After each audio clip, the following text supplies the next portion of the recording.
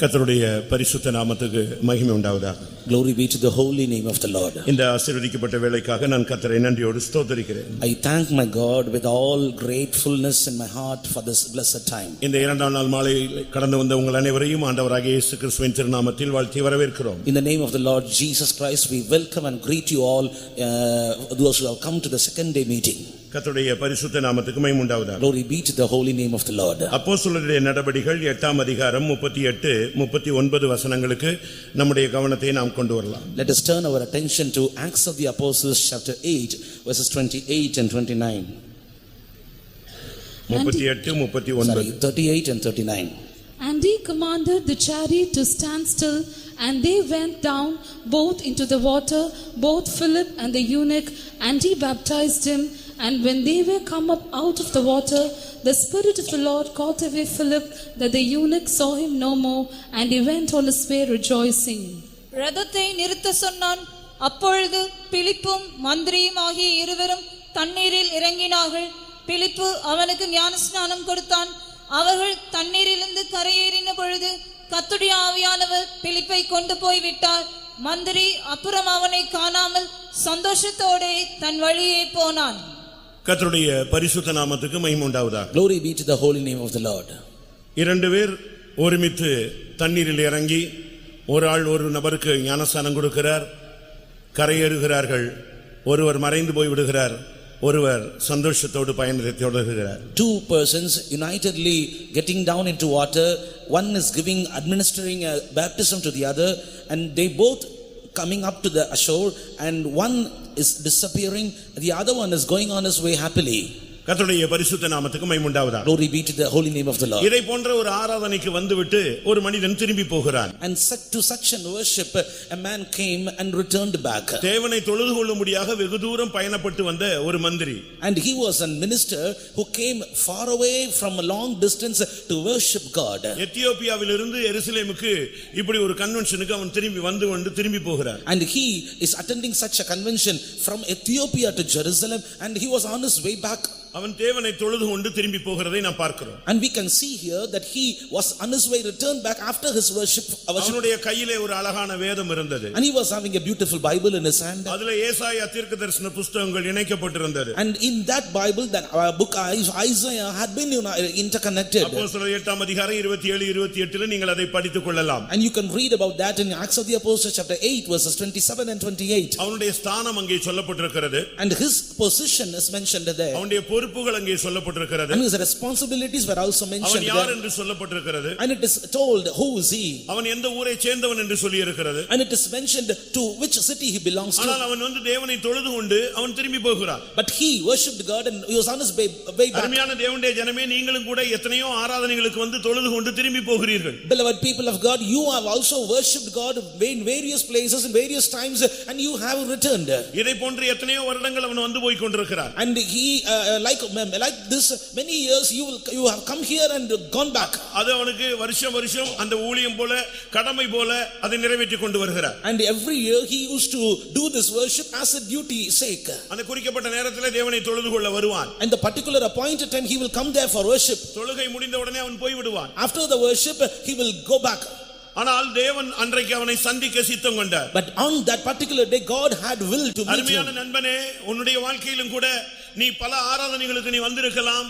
ஆனால் இன்றைக்கு உன்னுடைய தனிப்பட்ட வாழ்க்கையிலே தேவன் இடைபட விரும்புகிறார். Beloved friend of God, beloved friend, you have attended many meetings like this, but today God wants to have an intervening with you. நீ வேதத்தை கையில எடுத்து கொண்டு வந்திருக்கலாம். You may have taken Bible in your hand. இந்த தொழுகை உனக்கு பிடித்திருக்கலாம். And you may like this worship also. ஆனால் முடிந்த பின்பு நீ அமைதியாக திரும்பி போய் விடுகிறாய். But after this worship is over, you are going back silently. ஆனால் தேவன் அவன் மேல் கண்ணோக்கமாக இருந்தார். But God had an eye over him. அவனுடைய தொழுகையிலே தேவன் விருப்பப்பட்டார். And God had a pleasure over his worship. ஆனால் அவனை குறித்து தேவனுக்கு ஒரு சிந்தை இருந்தது. And about him the mind of God was there. அவன் இந்த உலகத்துக்குரியவன் அல்ல, அவன் தேவனுடைய ராஜ்யத்துக்குரியவனாய் மாற வேண்டும் என்று தேவன் சித்தம் கொண்டார். God had a will upon himself that he does not belong to this world and he must become a man of kingdom of God. நீங்கள் ஆண்டவராகிய இயேசு கிறிஸ்துவை அறிந்திருக்கலாம். You might have known the Lord Jesus Christ. ஏற்றுக்கொண்டிருக்கலாம். You may have accepted him. ஆனால் இம்மைக்காக மாத்திரமல்ல, but not for the earthly matters. இம்மைக்காக ஒரு மனிதன் இயேசுவை பின்பற்றுவானானால் அவன் பரிதபிக்கப்படத்தக்கவன் என்று வேதம் சொல்லுகிறது. Word of God says if a man is following Jesus Christ for the things of this world, the wretchedness will be his state. ஒரு சுகத்துக்காக இயேசுவை பின்பற்றுவது, And following Jesus for a healing, ஒரு விடுதலைக்காக, for a deliverance, ஒரு சமாதானத்துக்காக, for a peace, ஒரு ஆசீர்வாதத்துக்காக, for a blessing, ஒரு நன்மைக்காக, for a goodness, ஒரு தேவைக்காக, and for a need. ஒருவேளை நீங்கள் அப்படி இந்த மார்க்கத்திலே வந்து சேர்ந்த ஒரு நபராக இருக்கலாம். Such a person you have come here to this religion for earthly matters. நீங்கள் வந்தவுடனே உங்களுடைய பிரச்சனைகள் தீருவது அது ஒரு ரட்சிப்பினுடைய ஒரு அடையாளம். And as soon as you come here, your problem will be solved. That will be a sign of your salvation. ஆனால் இதற்காக நாம் அழைக்கப்பட்டவர்கள் அல்ல. But we have not called for this. நீங்கள் மறுமைக்கு உரியவர்கள் என்பதை உங்களுடைய மனதிலே இன்றைக்கு நீங்கள் கொண்டு வர வேண்டும். You need to come take this to your mind that you belong to the world which is to come. ஜீவன், தேவ பக்தி இவைகள் மறுமைக்கு உரியது. And the life and the godliness pertained to the immortality. இங்கே ஒரு மனிதன் தொழுகை முடிந்து திரும்பி போகும் பொழுது, And here a man after the worship is over, he is returning. அவனை சந்திக்க சித்தம் கொண்டார். God had will to meet him. ஏன்? Why? அவனுடைய வாழ்க்கையில எந்த மாற்றமும் இல்லாமல் போய் கொண்டே இருக்கிறான். And he was having his life without any changes in him. வருஷக்கணக்காக அவன் வந்து கொண்டிருக்கிறான். Years together he used to come ஆனால் there. வாழ்விலே மாற்றம் இல்லை. There is no change in his life. வருஷக்கணக்காக வந்து தொழுது கொண்டு போகிறான். And he is coming and worshiping God for years. ஆனால் அவனுடைய ஆத்மாவிலே மாற்றம் இல்லை. But there is no change in his soul. அவன் வருஷக்கணக்காக வந்து போகிறான். He attended the worship for many years. அவனுடைய சுபாவத்திலே மாற்றம் இல்லை. There is no change in his character. ஆனால் அன்றைக்கு தேவன் என்ன செய்தார்? But on that particular day, what did Jesus do? அவனை சந்திக்க சித்தம் கொண்டார். He had will to meet him. பிரியமானவர்களே, அவன் ஒரு Ethiopian. Beloved ones, he was an Ethiopian. அவனோடு கர்த்தர் பேச ஆரம்பித்தார். The Lord started to speak to him. அவன் வேதத்தை படித்துக் கொண்டிருந்தான். And he was studying the Bible. எல்லார் கையிலும் வேதம் இருக்கிறது. சில வீடுகளில் 7, 8, 10 வேதகாமங்கள் கூட இருக்கிறது. And everybody are having scripture Bible in your hands, and in few houses about 8 or 9 or 10 Bibles are there. ஆனால் வேதத்திலே உள்ளதான அந்த வார்த்தைகள் உனக்கு புரிகிறதா? But can you understand the verses that are found in the Bible? வசனத்தின் ஆழம் உனக்கு புரிகிறதா? Can you understand the depth of the scripture?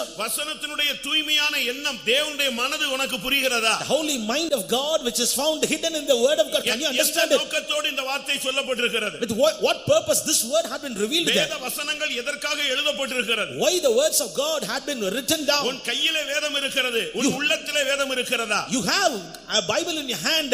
Do you have Bible in your heart? வேதம் உன் கையில் இருக்கிறது. வாழ்க்கையே வேதமாக மாறிவிட்டதா? And you have Bible in your hand, but is your life changed according to the word of God? அருமையான தேவனுடைய பிள்ளையே, Beloved child of God, நீயும் கூட எத்தனையோ வருஷம் இதே இடத்திலே வந்து ஆராதித்துக் கொண்டிருக்கிறாய். you may also have attended worship in this same place for many years. ஆனால் எத்தனையோ ஜாதிகள் இருக்கும் பொழுது, எத்தனையோ தேசத்தார் இருக்கும் பொழுது இந்த எத்தியோப்பியன் என்கிற வார்த்தையை வேதம் சுட்டிக்காட்டுகிறது. But many nations are attending the worship, but the word of God is pointing out a particular man from Ethiopia. அவன் ஏசாயா தீர்க்கதரிசன புத்தகத்தை படித்துக் கொண்டிருந்தான். And he was reading from a prophetical book of Isaiah. ஆவியானவர் ஒரு தேவனுடைய மனிதனை அனுப்பினார். And the Spirit of God sent a man of God to him. அது இயேசுவை பற்றிய ஒரு தீர்க்கதரிசனம். And that was a prophetical utterance about Jesus. நீங்க பைபிள்ல இயேசுவை பற்றி அதிகமாக படியுங்கள். And read much about Jesus from the Bible. தேவனை பற்றி அதிகமாக படியுங்கள். Read much God from Bible. அதை அந்த வேதாகமத்தை படித்தாலும் அவனுக்கு புரியவில்லை. And though he was reading the Bible, he could not understand it. பிலிப்பு போய் அவனுக்கு இது யாருன்னு தெரியுமா? And Philip went to him and asked him, who's this person? Do you know? இந்த குறிக்கப்பட்ட இந்த வேதத்திலே சொல்லப்பட்ட அந்த நபர் யார்? And who is this person who had been pointed out in the scripture in this place? Do you know him? அவன் ஒரு பெரிய மந்திரி. And he was a great minister. ஒரு பெரிய மனுஷன். And he was a great man. பெரிய அறிவாளி. And he was a great wise ஒரு man. பெரிய திறமை உள்ளவன். And he was having a respect. அந்த பிலிப்பு கேட்ட உடனே அவனுக்கு பதில் சொல்ல தெரியல. But he could not reply answer to that Philip. யாராவது எனக்கு சொன்னாதானே தெரியும். Only if somebody explains I can understand. அப்பதான் அவன் இயேசுவை பற்றி தெளிவாக சொன்னான். Then Philip told beautifully about Jesus. அருமையான தேவனுடைய பிள்ளையே, Beloved child of God, நீங்கள் இந்த ஆராதனைக்கு வந்தது நல்லது. it's good that you have attended the worship. ஆனால் வந்துவிட்டு நீங்கள் சும்மாக போய்விடக் கூடாது. But after coming here, you should not return back in vain. இங்கே அவனுக்கு தெளிவான சத்தியத்தை பேசினான். Here he spoke very clearly the truth of God. சத்தியம் என்பது எங்கே இருக்கிறது என்பதை தேடி பாருங்கள். And you should have to seek what the truth is. சத்தியத்தை தேடுகிறவன் உண்டோ என்று அவருடைய கண்கள் நோக்கமாக இருக்கிறது. And his eyes are watching over the people who are seeking for the truth. சுவிசேஷம் வேறு, சத்தியம் வேறு. Gospel is something different from truth. இல்லாவிட்டால் சுவிசேஷம் வேறு, உபதேசம் வேறு. Gospel is something different from doctrine. சுவிசேஷம் என்பது ஒரு பாலை போன்றது, milk. A gospel is something like a milk. ஆனால் உபதேசம் என்பது அது நெய்யை போன்றது. But doctrine is like ghee. ஒரு தேவனுடைய பிள்ளை இதை நீங்கள் புரிந்து கொள்ள வேண்டியது அவசியம். Child of God, you need to understand this. வேதத்திலே சொல்லப்பட்ட வார்த்தை எதை பற்றி சொல்லி இருக்கிறது? And about what the word of God is speaking about. அந்த மனிதனோடு அவன் பேசின உடனே As soon as he spoke with that man, அந்த வார்த்தை அவனோடு இடைபட ஆரம்பித்தது. that word started to commune with him. இப்போ அவன் இன்னும் வீட்டுக்கு போய் சேரவில்லை. Now he did not reach his house yet. போய் கொண்டே இருக்கும் பொழுதே ஞானஸ்நான சத்தியம் அவனுக்கு போதிக்கப்படுகிறது. On his way back, the doctrine about the baptism is preached. இப்போ உடனே அவன் சொன்னா, அப்ப நான் இந்த சத்தியத்துக்கு கீழ்ப்படியலாம்னு ஆசைப்படுறேன். Now immediately he says, I want to obey to this truth. சத்தியத்தை கேட்பது மிகவும் சுலபம். It's very easy to hear the truth. சத்தியத்துக்கு கீழ்ப்படிய வேண்டியது நம்மேல் விழுந்த ஒரு கடமை. It is our duty to obey to the truth. எல்லா மனிதர்களும் தேவனுடைய கற்பனைகளை கைக்கொள்ள வேண்டும் என்பது எல்லா மனிதர் மேல் விழுந்த கடமை என்று பிரசங்கி சுட்டிக்காட்டுகிறார். Ecclesiastes, where the preacher says, it's a duty which fall upon every man that they should have to understand and obey the truth. இப்பொழுது தண்ணீர்ல ரெண்டு பேர் இறங்குகிறார்கள். Now both of them descending down into the water. அருமையான ஒரு ஞானஸ்நான ஆராதனை நடக்கிறது. A good baptism service is going on. ஆராதனை முடிந்த உடனே அந்த ஆராதனை முடிந்து அவன் கரையேறுகிறான். And after the baptism is over, he is coming up to the shore. Madurai convention 2025 இரண்டாவது நாள் message கரையேறு. And the second day of the Madurai convention of 2025 is come up to the water. ஊழியர்கள் கரையேறி இருக்கிறீர்களா என்பதை நீங்கள் முடிவுக்குள்ளே சிந்தித்து முடித்து விடுங்கள். And servants of God, as soon as the sermon is going to get over, you should have to understand whether you have come out of the water. நீங்கள் கரையேறி விட்டீர்களா என்பதை நீங்கள் நிதானித்து பாருங்கள். And the believers, you need to analyze yourself whether you have come out of the water. வந்திருக்கிற ஒவ்வொருவரும் இந்த வார்த்தைக்கு நீங்கள் பதில் சொல்ல வேண்டியது உங்கள் மேல் விழுந்த கடமை. And everybody, you need to reply to this question which is asked by God. அவர்கள் இரண்டு பேரும் தண்ணீரிலே இறங்கினார்கள். And they both entered into water. ஒருவன் ஒருவனுக்கு ஞானஸ்நானம் கொடுத்தான். One person administered baptism to the other. அவர்கள் தண்ணீரில் இருந்து கரை ஏறினார்கள். They came up out of the water. இன்றைய மெசேஜ் என் ஜனத்தை கரையேற சொல். And this message today, the Lord says, ask my people to come out of the water. என்னை பின்பற்றி வருகிற ஜனம் கரையேற வேண்டும். And people who follow me, they should have to come out of the water. என் நாமம் தரிக்கப்பட்ட ஜனங்கள் கரையேற வேண்டும். My people who has my name should have to come out of the water. அருமையான நண்பனே, நீ எங்கே இருந்தாலும் இந்த வார்த்தை உன்னை நோக்கி கூப்பிடுகிறது. மகனே மகளே, நீ கரையேறி வா. Beloved friend, wherever you may be, my son, my daughter, come out of the water, the Lord says. ஆவிக்குரிய வாழ்க்கையிலே நீ கரையேறாமல் அங்கேயே இருந்தால் உன்னுடைய வாழ்க்கையிலே எவ்வளவு தோல்வி உண்டோ அத்தனையும் நீ சந்தித்துக் கொண்டே தான் இருக்க வேண்டும். In the spiritual life, if you are not coming out of the water, then you should have to continuously face all the strivings that you have faced hitherto. அவன் ஒரு எத்தியோப்பியன்.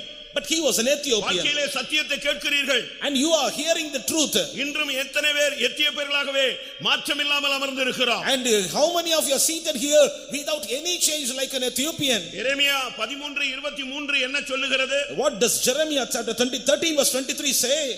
எத்தியோப்பியன் தன் தோலையும் சிவிங்கி தன் புள்ளிகளையும் மாற்றக்கூடுமோ? கூடுமானால் தீமை செய்ய பழகின நீங்களும் நன்மை செய்யக்கூடும். எத்தியோப்பியன் தன் தோலை மாற்றக்கூடுமோ? Can the Ethiopian change his skin?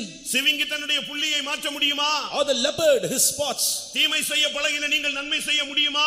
Then may ye also do good that are accustomed to eat முடியும். evil. It is possible. ஆண்டவராகிய இயேசுவினால் எல்லாம் கூடும். And through by Jesus everything is possible. நீ ஏதோ வந்து நீ அமைதியாக திரும்பி போக கூடாது. And you should not return back in vain as if you have come here. அன்றைக்கு அந்த எத்தியோப்பியன் கரை ஏறினான். And that day this Ethiopian came out of the water. அவன் சந்தோஷத்தோட திரும்பி போனான். And he went his back way இந்த rejoicing. இரண்டாம் நாள் மாலை கூட்டத்துக்கு வந்து நீ வெறுமையாக போக கூடாது. ஒரு விடுதலையோடு, ஒரு சுகத்தோடு, ஒரு இளைப்பாறுதலோடு, ஒரு நம்பிக்கையோடு, ஒரு சந்தோஷத்தோடு நீ இந்த இடத்தை விட்டு அடி எடுத்து வைக்க வேண்டும். And when you go back from this place, you should have to go back with the faith, go back with the deliverance, go back with the joy, and go back with all goodness that you have received in this place. வாழ்க்கை மாற்றப்படுவதே கிறிஸ்தவம்.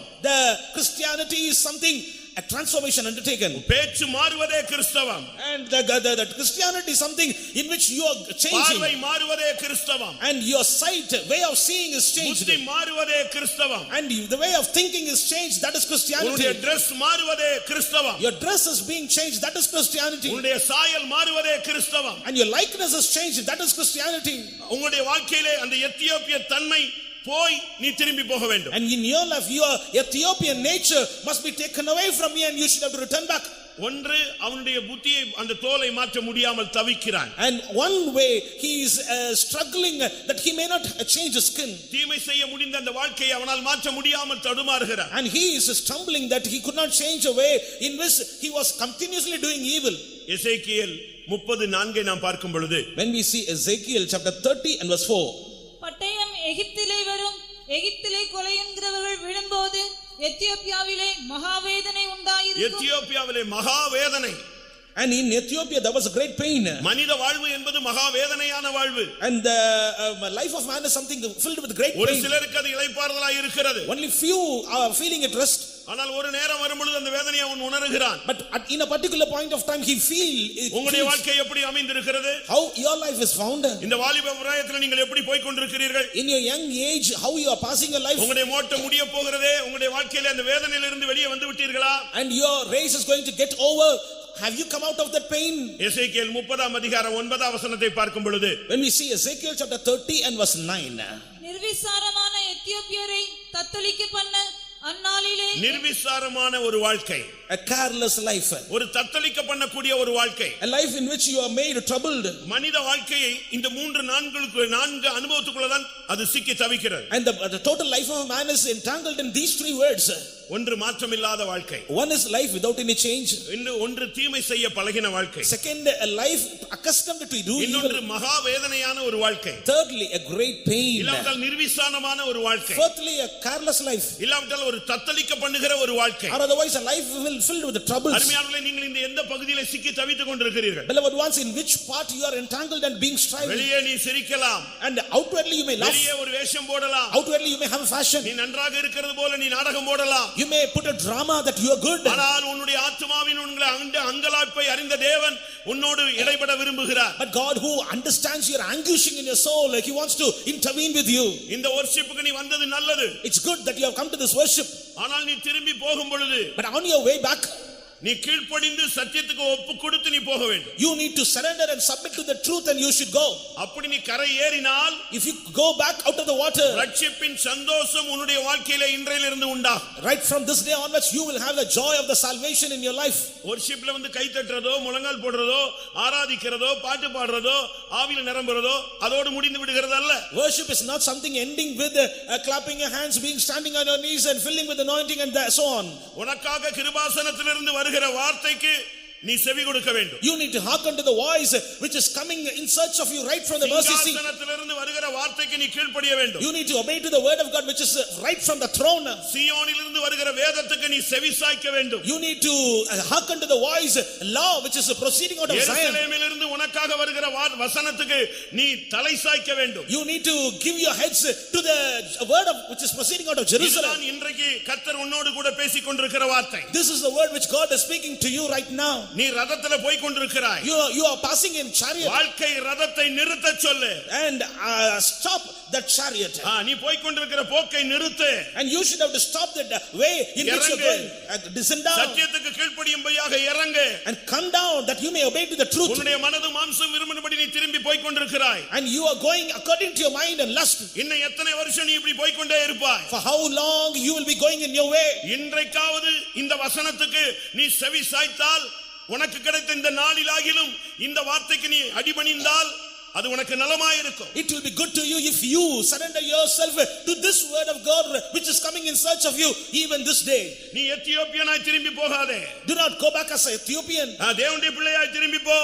Return back as a child of God. நேற்று கேட்டது போல நியாய தீர்ப்பின் பிள்ளையாக திரும்பி போகாமல் இரக்கத்தை பெற்றுக்கொண்டவனாக நீ திரும்பி போ. As we heard yesterday, do not go back as a man who is for judgment, but return back as a man of a vessel of mercy. உன் வாசஸ்தலங்களுக்கு இரக்கம் செய்ய முடியாகவே கர்த்தர் இதுவரை உன்னை ஜீவனோடு வைத்திருக்கிறார். The Lord God has kept you alive till now that he may show mercy to your tabernacle. ஆனால் நீ அந்த வசனத்தை தட்டிவிட்டு போக கூடாது. But you should not despise that word and return back.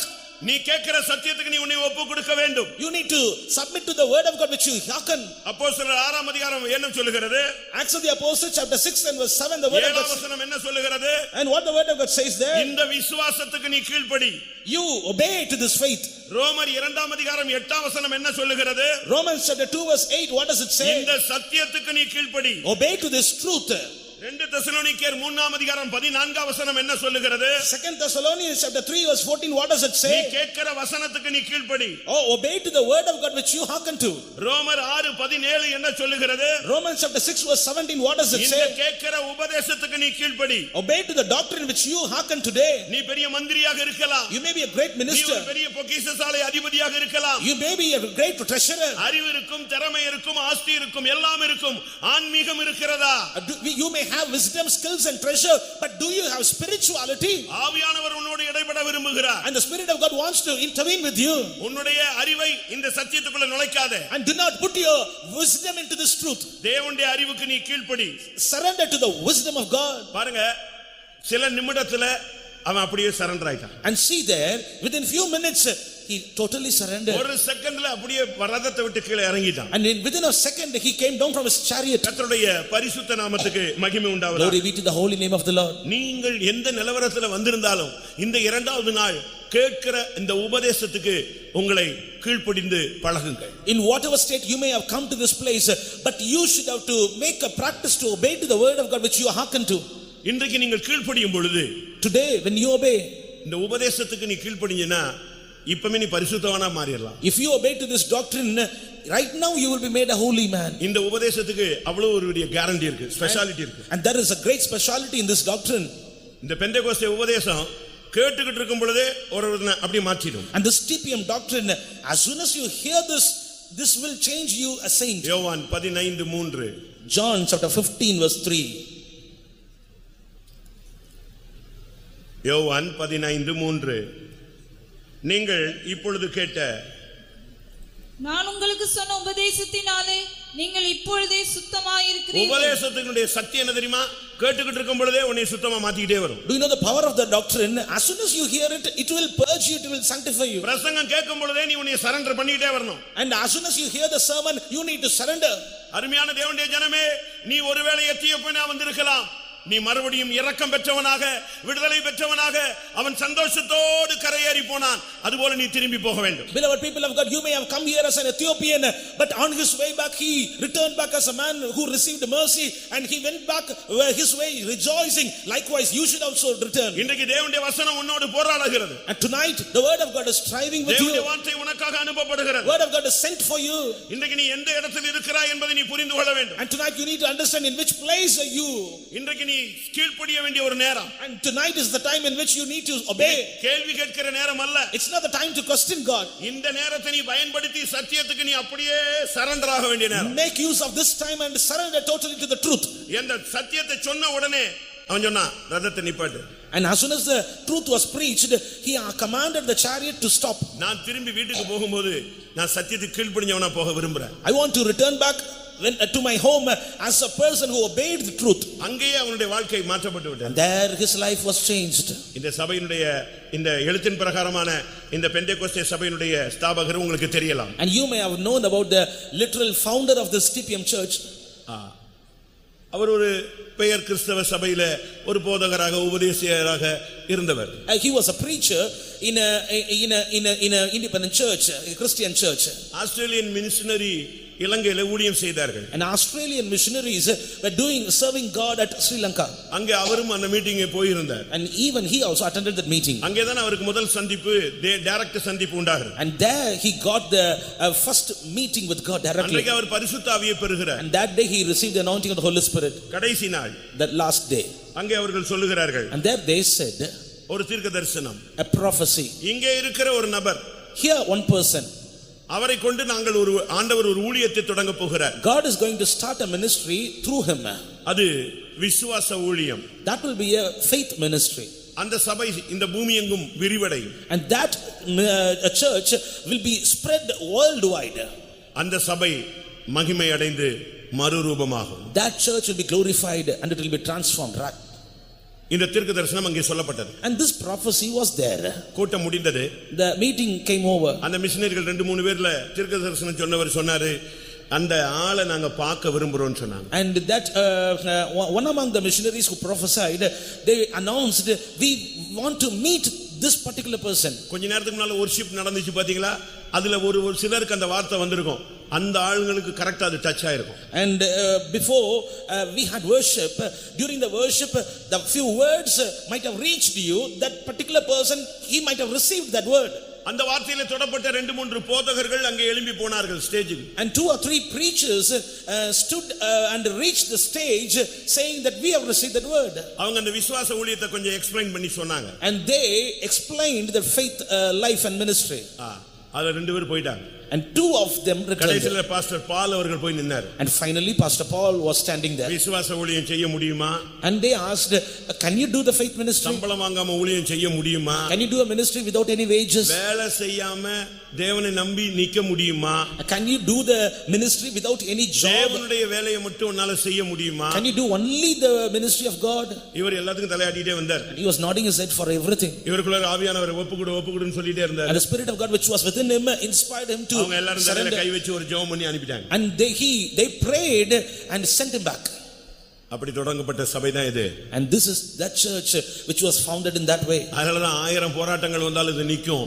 இது பூமி எங்கும் விரிவடையும், ஒரு நாள் வரும், இது மகிமை அடையும். That's why it will be spread the world wide. It will be glorified, one day it will be raptured. அதனால தான் நாங்கெல்லாம் இதல ஜீவனை கொடுத்து நின்று கொண்டிருக்கிறோம். That's why we are giving life and standing for this ministry. இதை நீங்கள் புரிந்து கொள்ள வேண்டியது அவசியம். You need to understand this, it is essential. அவர் வீட்டுக்கு போயிட்டு இருந்தாரு. And he was on his way, கூட்டம் முடிந்து வீட்டுக்கு போறாரு. and he was on his way home. பாதி தூரம் போன உடனே போராட்டம் அதிகமாயிடுச்சு. On half of his way he got much striving. 5 பிள்ளை இருக்கு. 5 children I have. நாளைக்கே வேலைக்கு போக கூடாது. And from tomorrow I should not go to job. இந்த மாசமே சம்பளம் வராது. And this month I will not have wages. எப்படி பண்ண போறோம்? இன்ன நம்ம பாட்டுக்கு எல்லாத்துக்கும் தலைய போட்டு ஆடியாச்சு, ஒப்பு கொடுத்தாச்சு. அவங்களும் ஒரு ஜெபம் பண்ணிட்டு போயிட்டாங்க, ஆளை பார்த்துட்டான்னு சொல்லிட்டாங்க.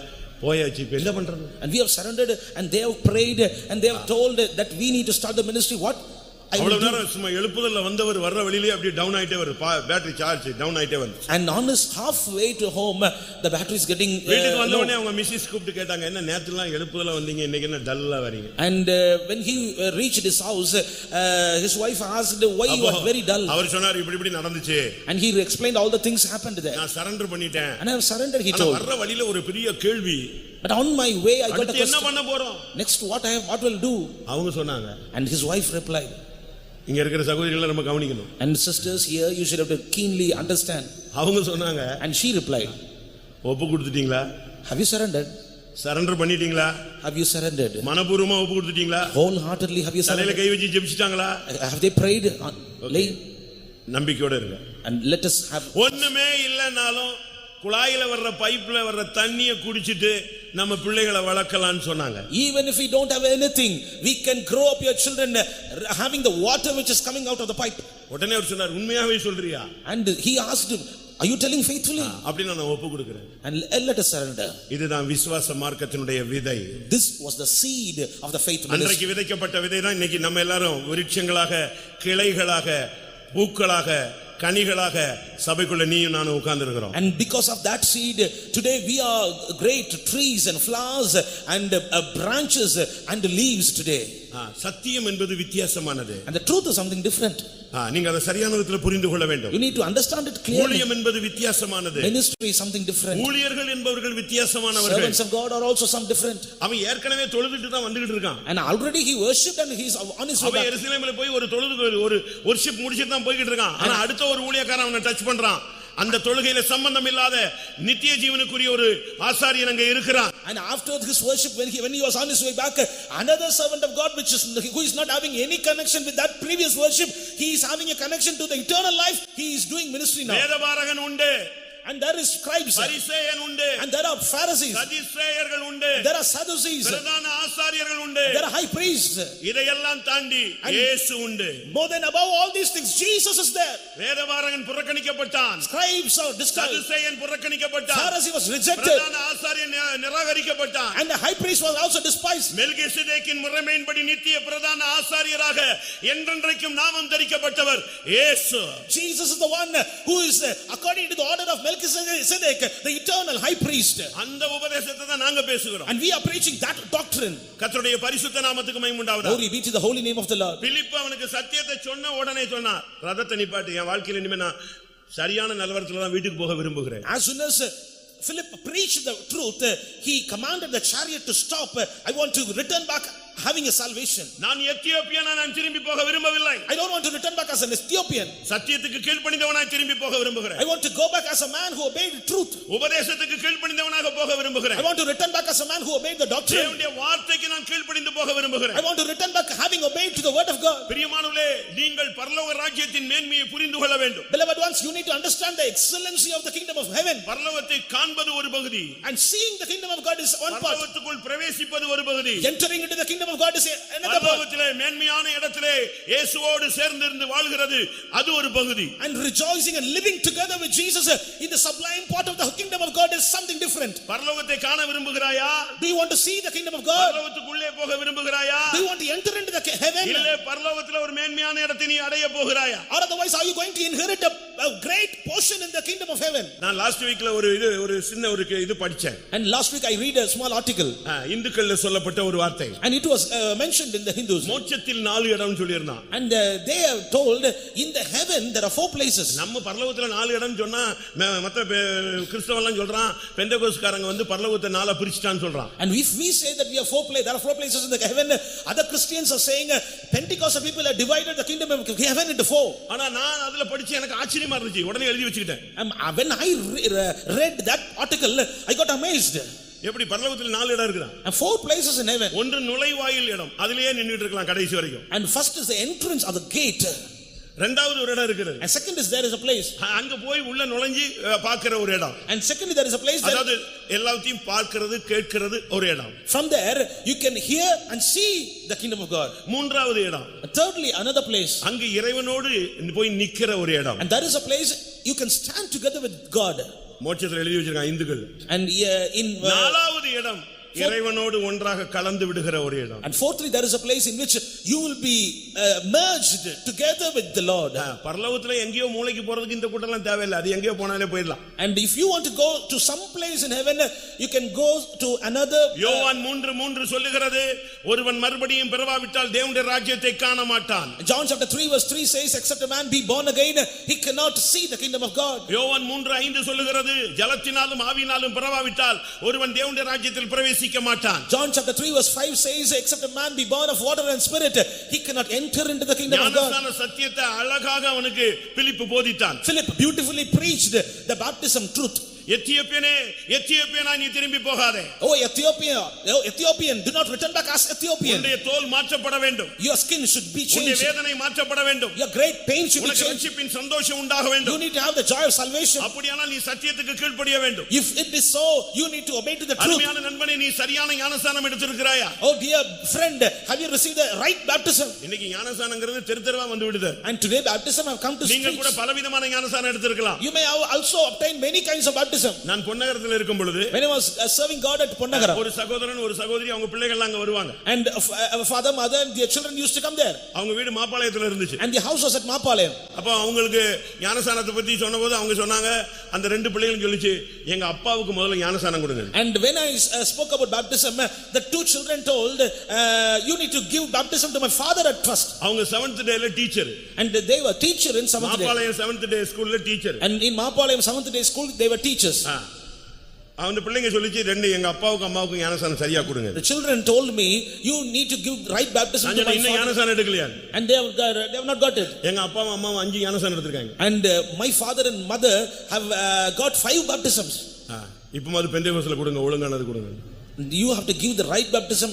ஒவ்வொரு சபைக்கு போன உடனே அந்தந்த பாஸ்டர் சொன்னதுக்கெல்லாம் பாவம் அந்த ஜனம் கீழ்ப்படிஞ்சு கடைசில வேலை வேணுமா 7th டேல எடுப்பாயாக. And finally if you want a job you need to be baptized in 7th day, and he got baptized there. நான் யாரையும் குறைவா சொல்றதுக்கு சொல்லல. I'm not accusing anybody. சரியான ஞானஸ்நானம் எடுத்துக்கியான்னு பாரு. And you check whether you have got the right baptism.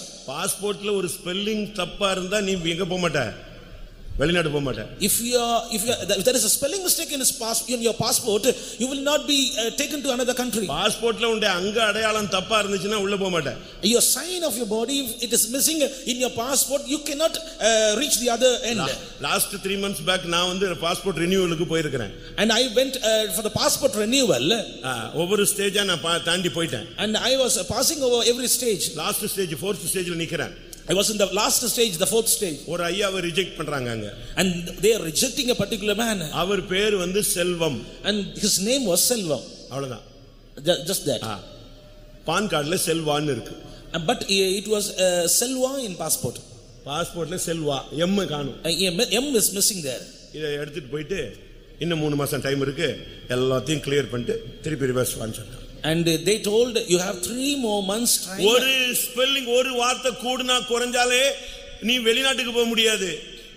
உன் வாழ்க்கையில சத்தியத்துல ஒரு சின்ன சேஞ்ச் இருந்துச்சுன்னா பரலோகம் போக முடியாது. If there is a single word missing or increasing, you cannot go to a foreign country.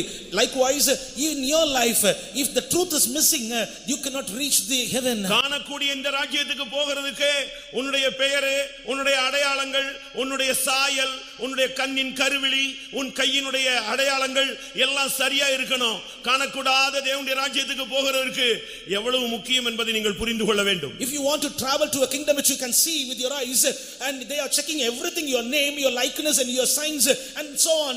If it be so, if you want to reach the kingdom of God which you cannot see with your eyes, how much more you must be correct. சரியான சத்தியத்தை நீங்க புரிஞ்சுக்கணும். You need to understand the right truth.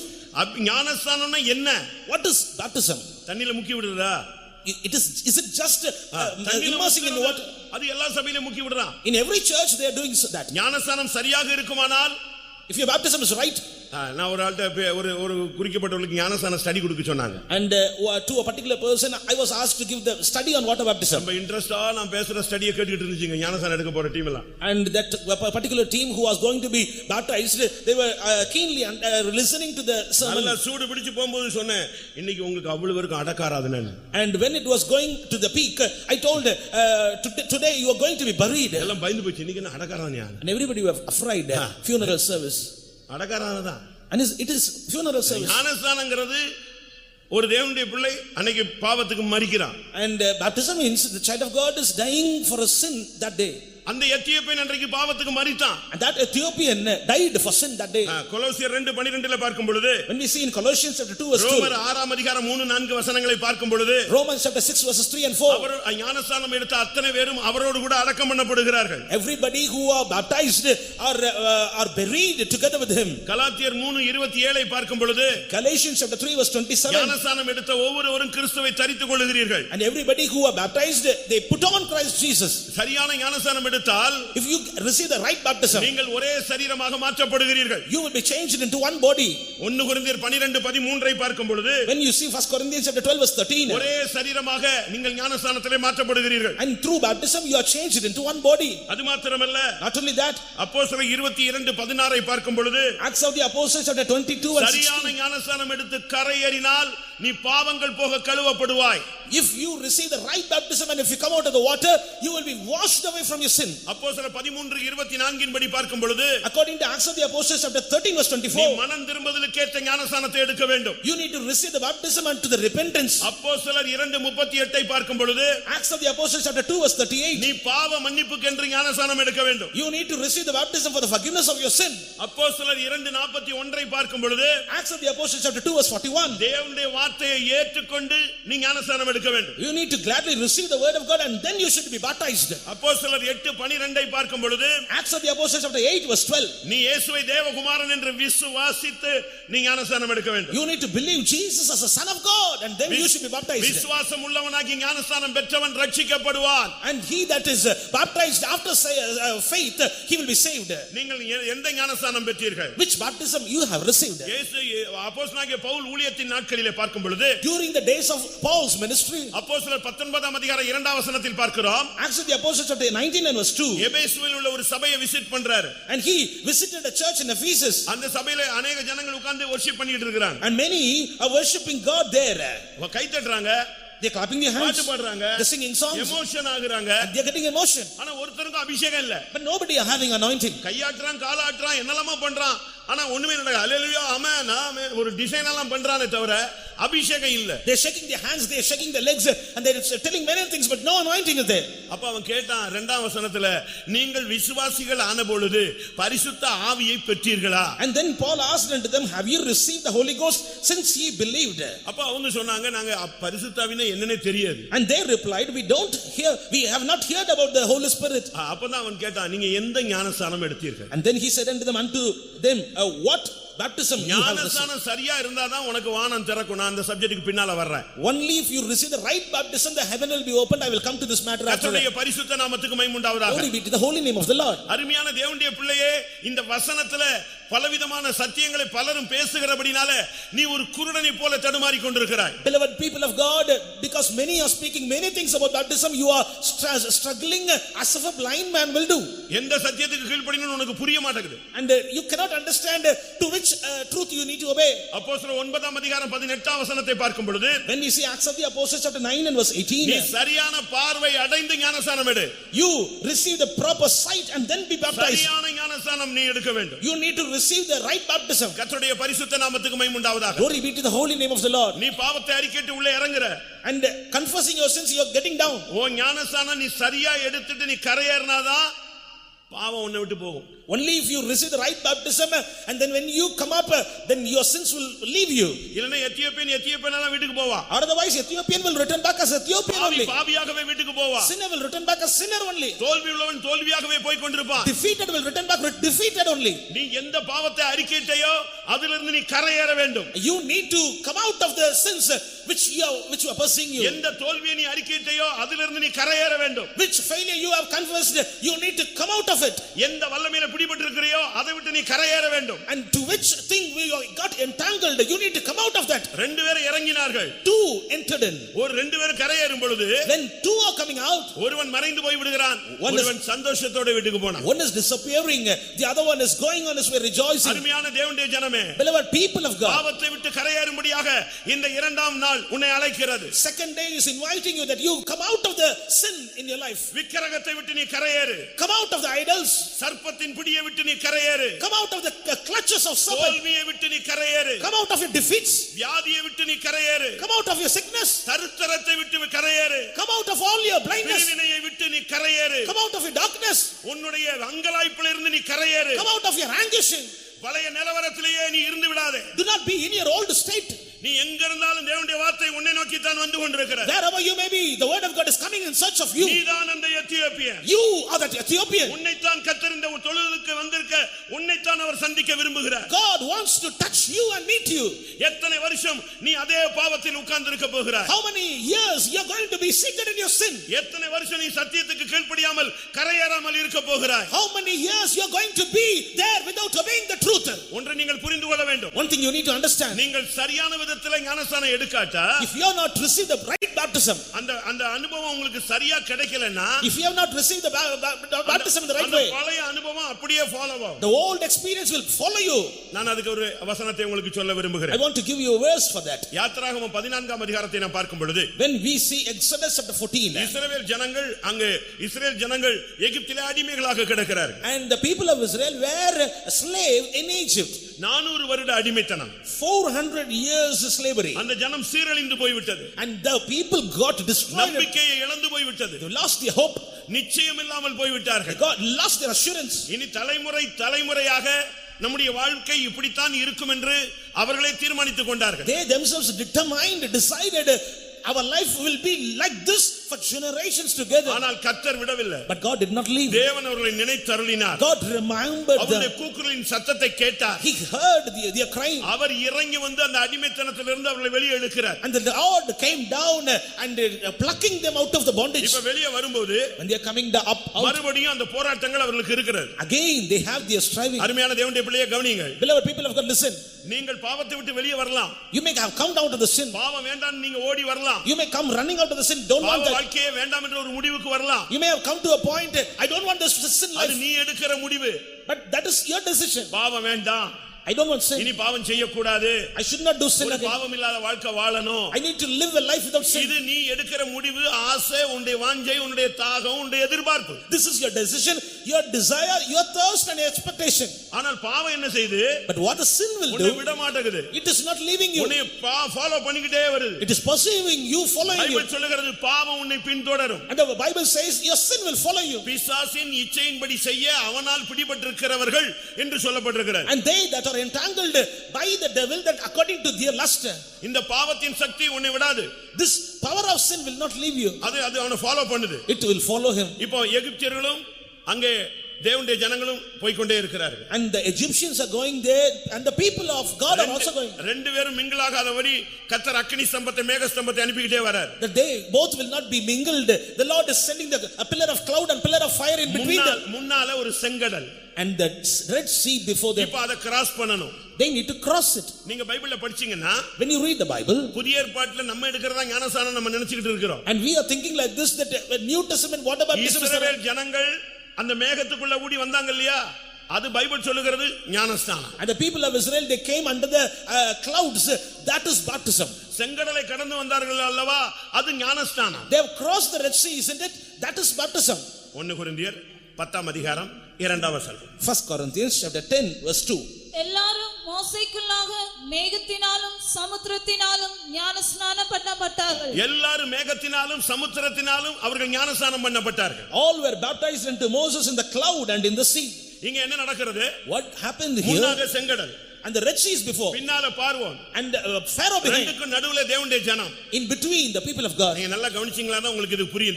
தேவன் என்ன சொல்ல வருகிறார். Only if you listen carefully, you will be understand what God wants to speak to you. இப்போ கர்த்தர் சொல்கிறாரு, now the Lord says, உன் கோலை செங்கடலுக்கு நேராக நீட்டு. you should have to stretch for the rod towards sea. அப்படியே செங்கடல் ரெண்டாக பிளக்கிறது. And the Red Sea is divided into two. இந்த ஜனங்கள் அனைவரும் இறங்கி விடுகிறார்கள். And all people are coming down into the sea. எல்லாம் போயிட்டே இருக்காங்க. Everybody are going. கால் பகுதி தாண்டியாச்சு. And a quarter portion filled.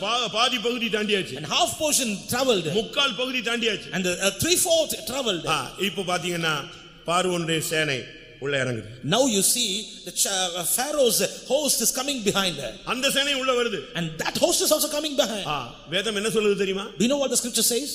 அவர்கள் கரை ஏறினாதான் செங்கடலை மூட முடியும். Only if they go to the other shore, Hallelujah. the Red Sea can be closed. அந்த ஜனம் கரையேற வரைக்கும் கர்த்தர் அப்படியே வெயிட் பண்ணிட்டே இருக்கிறார். And the Lord is waiting for the people of God to go to the other shore. பார்வோனுடைய ரதம் உள்ள வருது.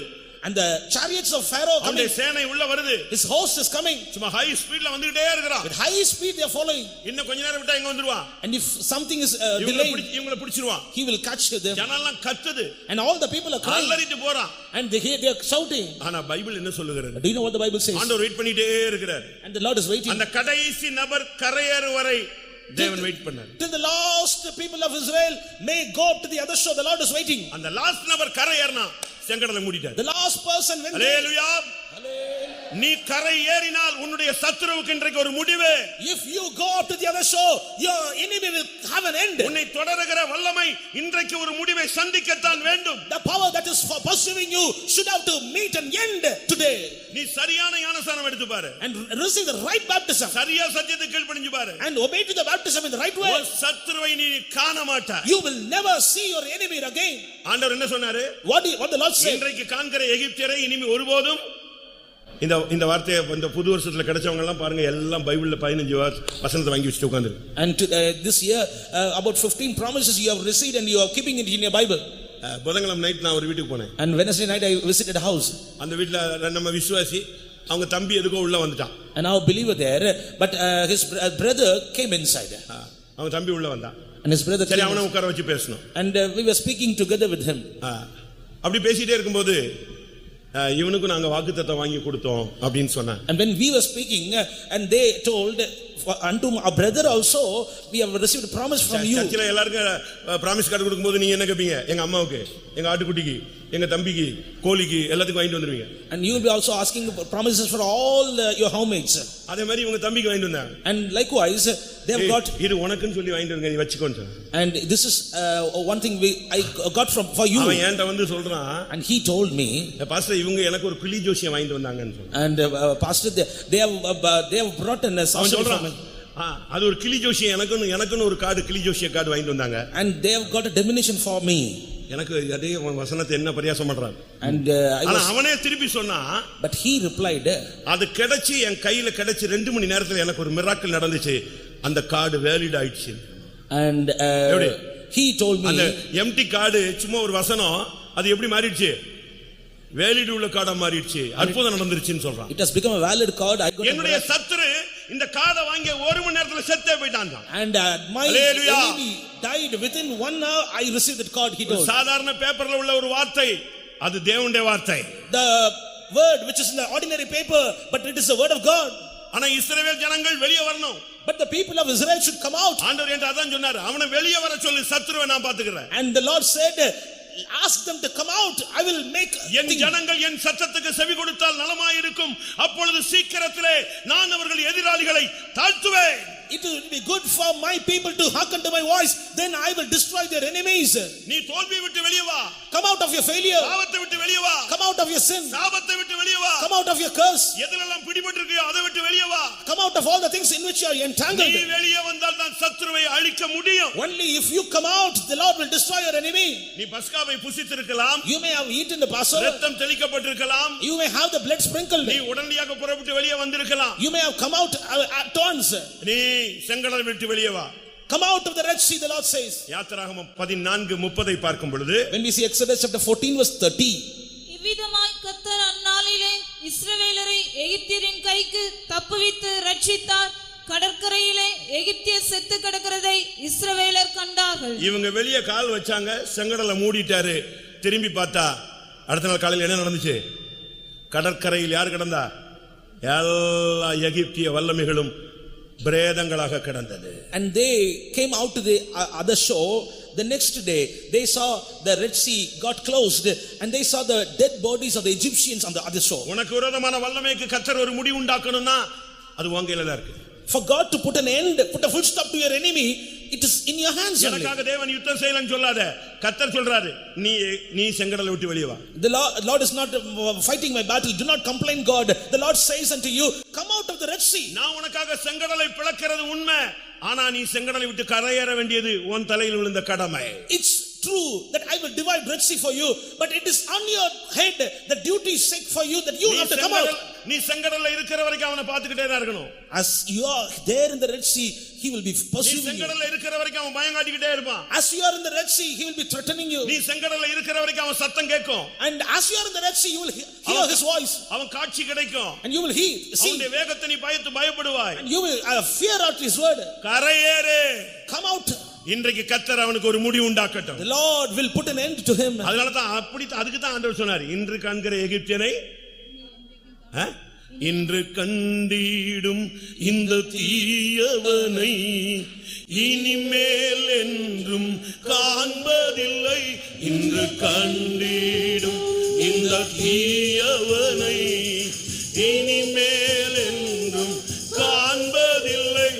தேவன் நீதி செய்யும் வேளை இதுவே, பயப்படாதே நாம் ஜெயம் கொள்ளுவோம். தேவன் நீதி செய்யும்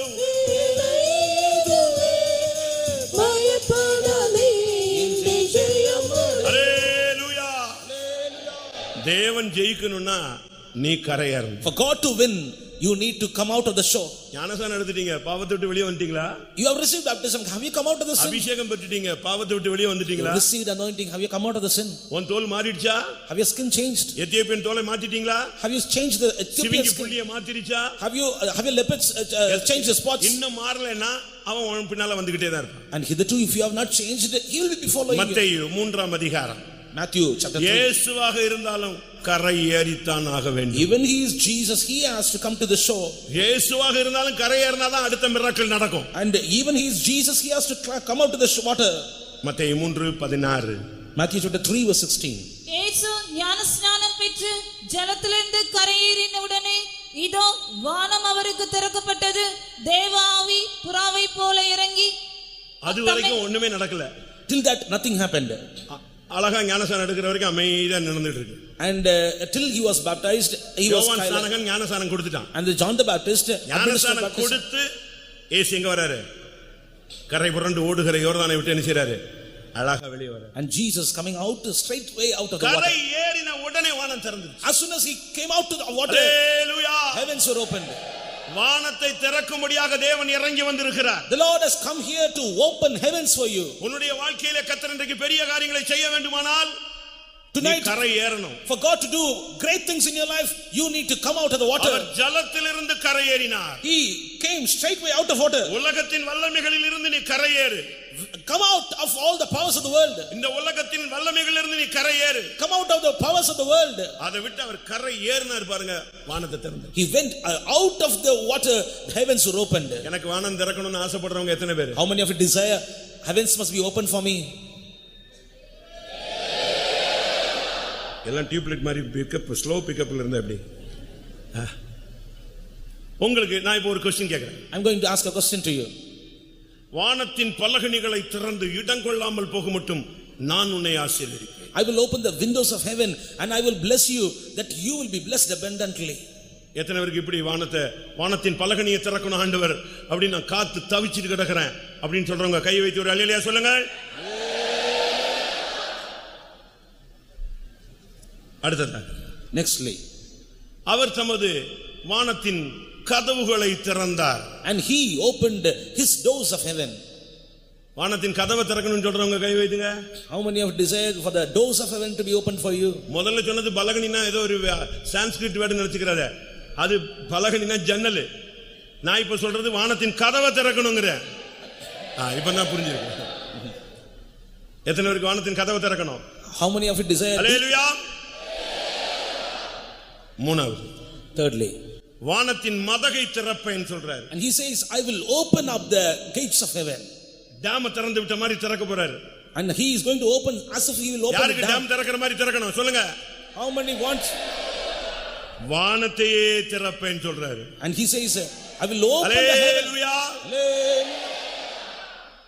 நீங்க எப்படி கேக்குறீங்களோ அப்படி கிடைக்கும். And how you are going to ask, likewise it will happen. பால் யாங்கிச்சோன்னு ஒரு ஆள் இருந்தான், தென்கொரியால ஒரு பிரபலமான போதகர். A great preacher in South Korea, Paul Yanggi-cho. அவர் ஒரு ஹவுசிங் போர்டுல இருந்தாரு. He was in a housing board. அவருக்கு ஒரு ஆசை. He had a desire. மேல இருக்கிற மாடி விட்டு சாக்கடை இவர் வீட்டுல வந்து கொட்டும். And the drainage of the upper அவர் சொன்னாரு, ஆண்டவரே எனக்கு ஒரு 10க்கு 10 ஒரு ரூம் கொடுங்க அப்படின்னு கேட்டார். Lord, give me a 10 by 10 room for அப்படி me. நீங்க கொடுத்தீங்கன்னா, If you give like that, எனக்கு ஒரு பழைய டேபிளும் 2 சேர் இருந்தாங்க. and you should have to give me a old table and 2 chairs. அப்படி நான் அப்படி ரைட் பண்ணி ஆத்மாக்களை சந்திக்கிறதுக்கு ஒரு பழைய சைக்கிள் கொடுங்க ஆண்டவரே. And give me a old bicycle that I may go and meet believers and souls. ரெண்டே நாள்ல ஒருத்தன் வந்து சொன்னா என் ரூம் சும்மா இருக்கு நீ எடுத்துக்கொண்டான். And within 2 days one person, ஏப்பா என் ஜெபம் கேட்கப்பட்டது. oh my prayer is அடுத்த answered. நாள் ஒருத்தன் வந்தா நான் வீட்டை காலி பண்ணிட்டு போறேன், உனக்கு ஒரு பழைய டேபிளும் 2 சேர் இருக்கு எடுத்துக்கன்னு சொல்லிட்டு போயிட்டான். And another person came and told, I'm going to make my house over. இன்னொருத்தன் வந்து சொன்னா நான் ஊரை விட்டே போறேன், ஒரு சைக்கிள் இருக்கு ஓட்டிக்கோன்னு சொல்லிட்டான். And another came and gave பயங்கர me, சந்தோஷம் இந்த ஆளுக்கு. and he was overjoyed. ஆனா நம்ம ஆளுங்களுக்குள்ள பிரச்சனை என்ன தெரியுமா? Do you know what the problem is there? சைக்கிள்ல போறவனுக்கு 2 வீலர்ல போகணும்னு ஆசை. And one who is 2 வீலர்ல போறவனுக்கு 4 வீலர்ல போகணும்னு ஆசை. 2 wheeler, they want to go in 4 wheelers. இப்போ கொஞ்ச நாள் போனவனே இவர் சொன்னாரு, என்ன ஆண்டவரே எவ்வளவு நாள் தான் இந்த ரூம்ல உட்கார்ந்துட்டு இந்த பழைய டேபிளையே பார்த்துட்டு உட்கார்ந்திருப்பேன்னார். And how long I will be in the old அப்ப room? அவர் சொன்ன ஆண்டவர் சொன்னாரு, நீ என்னிடத்தில் என்ன கேட்டாய்? What you have asked me? பழைய டேபிள் கேட்டியா? Have you asked the பழைய old? சேர் கேட்டியா? Have you asked old chair? பழைய சைக்கிள் கேட்டியா? Have you asked for the old நீ cycle? கேட்டதை நான் உனக்கு கொடுத்தேன். I have given you what you have asked. இப்போ நீங்க ஜன்னலை திறக்க சொல்லி இருக்கீங்களா? Have you கதவை asked? திறக்க சொல்லி இருக்கீங்களா? Other doors? இல்ல மதகையை திறக்கணும்ங்கறீங்களா? இல்ல வானத்தையே கிழித்து இறங்கணும்னு சொல்றீங்களா? Or otherwise to tear up heaven?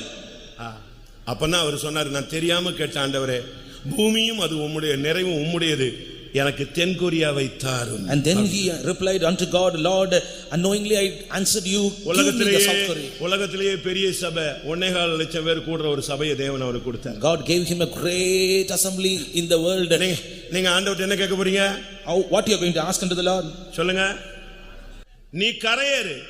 Come out of the water. வானத்தின் பலகணி அல்ல, வானத்தின் கதவு அல்ல, வானத்தின் மதகு அல்ல, தேவன் உனக்கு வானத்தையே திறக்கும்படியாக காத்திருக்கிறார். God is waiting that he may open heaven for you. எத்தனை பேர் அதை விரும்புறீங்க? How many of you desire this? மல்கியா 3:10 சொல்லுகிறது வானத்தின் பலகணியை திறப்பார். Malachi chapter 3 verse 10 says he will open the windows of heaven. சங்கீதம் 78:23 வானத்தின் கதவை திறப்பார். Psalm 78 verse 23 he will open the gates of heaven. ஆதியாகமம் 7:11 வானத்தின் மதகை திறப்பார். Genesis chapter 7 verse 11 he will open the fountains of the heaven. உபாகமம் 28:12 வானத்தையே திறப்பார். Deuteronomy 28:12 he will open the heaven itself. உனக்கு பிரச்சனை உச்சகட்டமாக இருந்தால் If you ஏசாயா 64:2 படி வானத்தையே கிழிச்சிட்டு உனக்காக அவ்வளவு ஃபாஸ்ட்ல இறங்குவார். If your problem is high, it is at high risk according to Isaiah. இயேசு கரை ஏறின பிறகுதான் இது நடந்தது. Only Jesus came out to the water, it happened. அருமையானவர்களே, இன்னைக்கு எத்தனை பேர் நீங்கள் வெளியே வர போகிறீர்கள்? How many of you are going to come out of the water? எத்தனை பேர் வானம் திறக்கப்படும் என்றால் நீங்கள் கரை ஏற வேண்டும். And if you want heaven to be opened, you need to come out of the water. சடங்காச்சாரங்களை விட்டு வெளியே வாங்க. Come out of the traditions. சம்பிரதாயங்களை விட்டு வெளியே வாங்க. Come out of the rituals of the world. ஜாதிய கொள்கைகளை விட்டு வெளியே வாருங்கள். Come out of the disciplines of the world.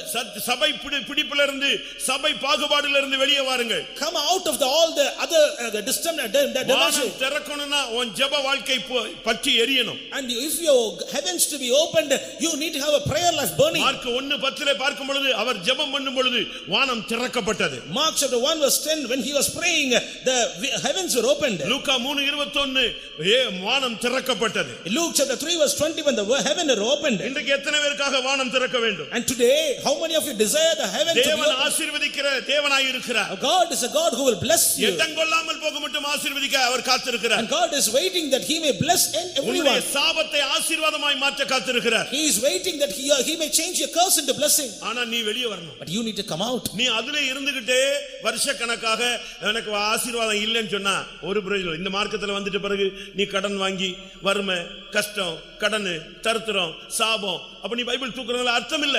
And being found in the particular place in the church itself saying like this, I am having curse poverty and so on, it is not so. You have to come out. இந்த மார்க்கத்துக்கு வந்த பின்பு நீ ஆசீர்வதிக்கப்படவில்லை என்றால் எழுதி வைத்துக்கோ, நீ இன்னும் சில இடத்துல கரையறல. If you have not yet blessed after coming to this religion, you need to understand you have not come out of some things. ஊழியக்காரங்களும் சரி யாரா இருந்தாலும் எல்லாம் வசனம் எல்லாருக்கும் ஒரே இதுதான். And the word of God is same for all. ஆசீர்வதிக்கப்படல காரணம் என்ன? நீ இன்னும் சில இடத்துல கரையறல. Your ministry is not yet blessed.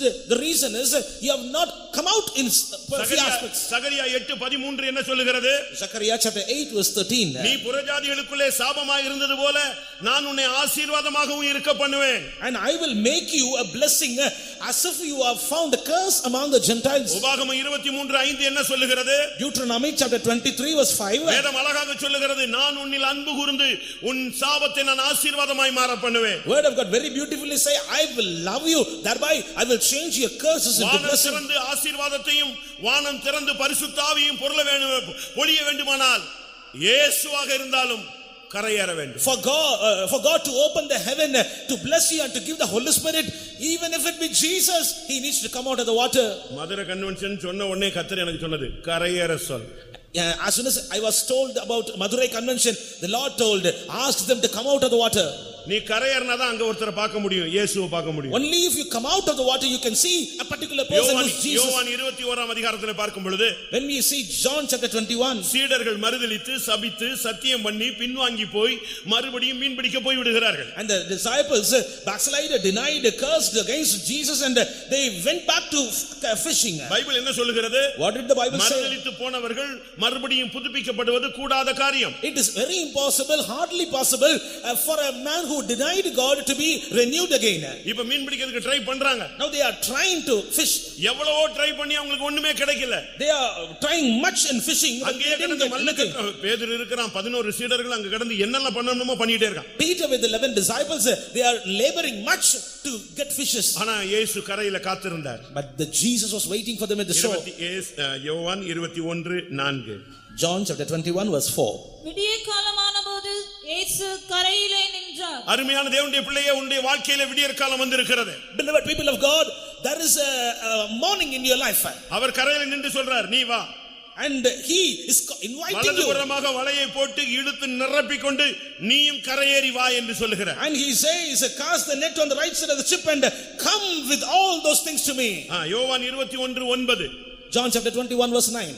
அவர்கள் போகும்போது கரி நெருப்பு போட்டிருக்கிறதையும் அவர்கள் கரையிலே வந்து ஏறினார்கள். And as they were come to land, அருமையான தேவனுடைய பிள்ளையே, beloved child of God, நீ கரை ஏறினால் இயேசுவை காண்பாய். if you come out of the water, you will see Jesus. ஒருவேளை நீ பின்மாற்றத்தில் இருக்கலாம், You may be in a backslide. தடுமாற்றத்தில் இருக்கலாம், You may be in a same. ஒரு சபிக்கப்பட்ட வாழ்க்கையில போய் இருக்கலாம், You may have gone to a cursed life. சூழ்நிலைகளிலே நீ விசுவாசத்தை மறுதலித்து இருக்கலாம், In situations, you may have denied faith. சூழ்நிலைகளிலே இயேசுவின் நாமத்தை நீ மறுதலித்து இருக்கலாம், You may have denied the name of Jesus according to your situation. இந்த விசுவாச போராட்டத்தை விட்டு நீ விலகி போய் இருக்கலாம், You may have gone away from this faith இந்த relation. அப்போஸ்தல ஐக்கியத்தை விட்டு நீ விலகி போய் இருக்கலாம், From this apostolic fellowship, you might have gone away.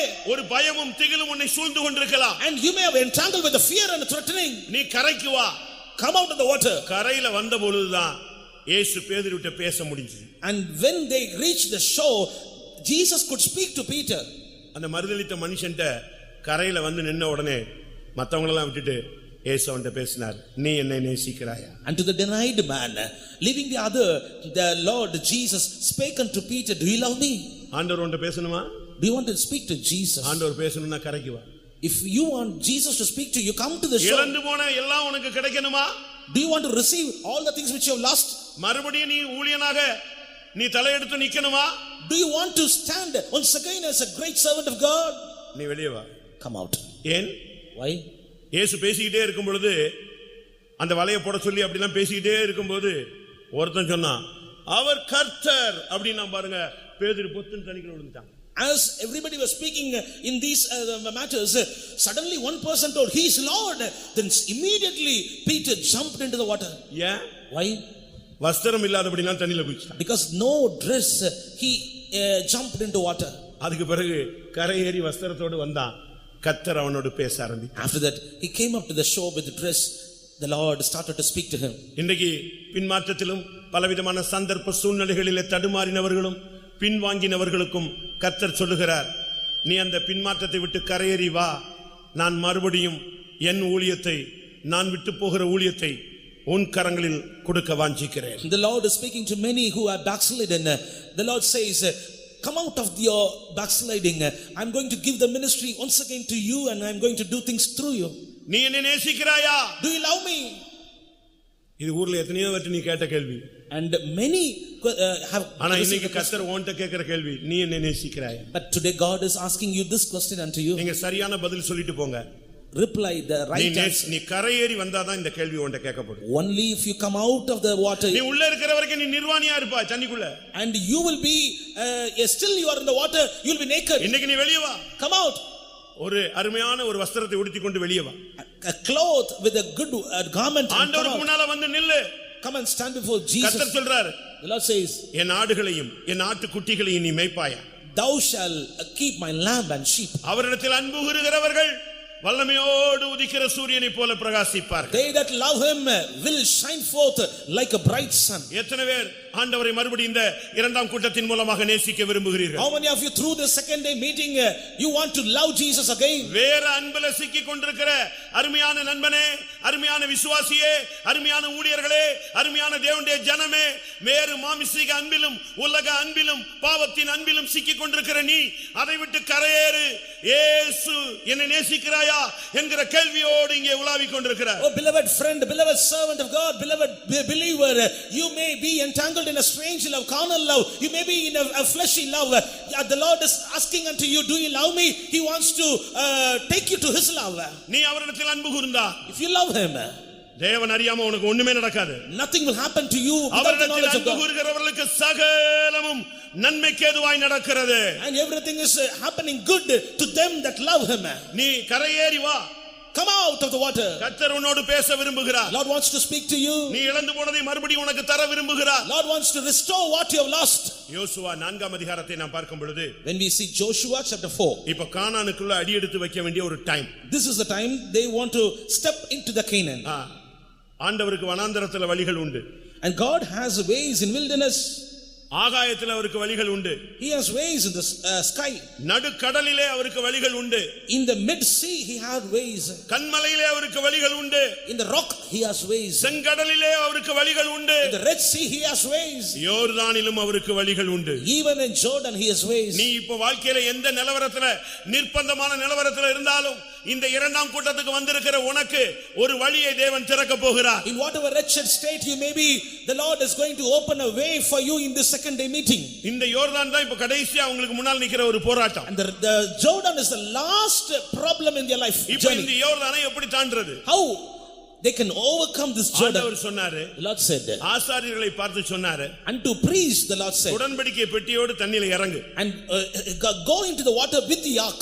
நீங்க கரை இறங்கு, தண்ணிக்குள்ள இறங்குங்க. And get down into the water. என் ஜனத்தை எல்லாம் நான் யோர்தானை விட்டு கரையேற வைப்பேன். I will make my people to pass over Jordan. அருமையான ஒரு வார்த்தை. A beautiful word. யோசுவா 4ஆம் அதிகாரம். Joshua chapter 4. அந்த ஜனமெல்லாம் கரையேறின பின்புதான் ஆசாரியர்கள் கரையேறினார். After all the people crossed the Jordan, these priests went up. 4ஆம் அதிகாரம், யோசுவா 4ஆம் அதிகாரம் 16. Joshua chapter 4 verse 16. சாட்சியின் பெட்டியை சுமக்கிற ஆசாரியர் யோர்தானிலிருந்து கரையேறும்படி அவர்களுக்கு கட்டளையிடு என்று சொன்னார். பாருங்க, ஆசாரியர்கள் கரையேற வேண்டும். The priests should come up. 17-19 வசனங்கள். Verses 17 and 19 also.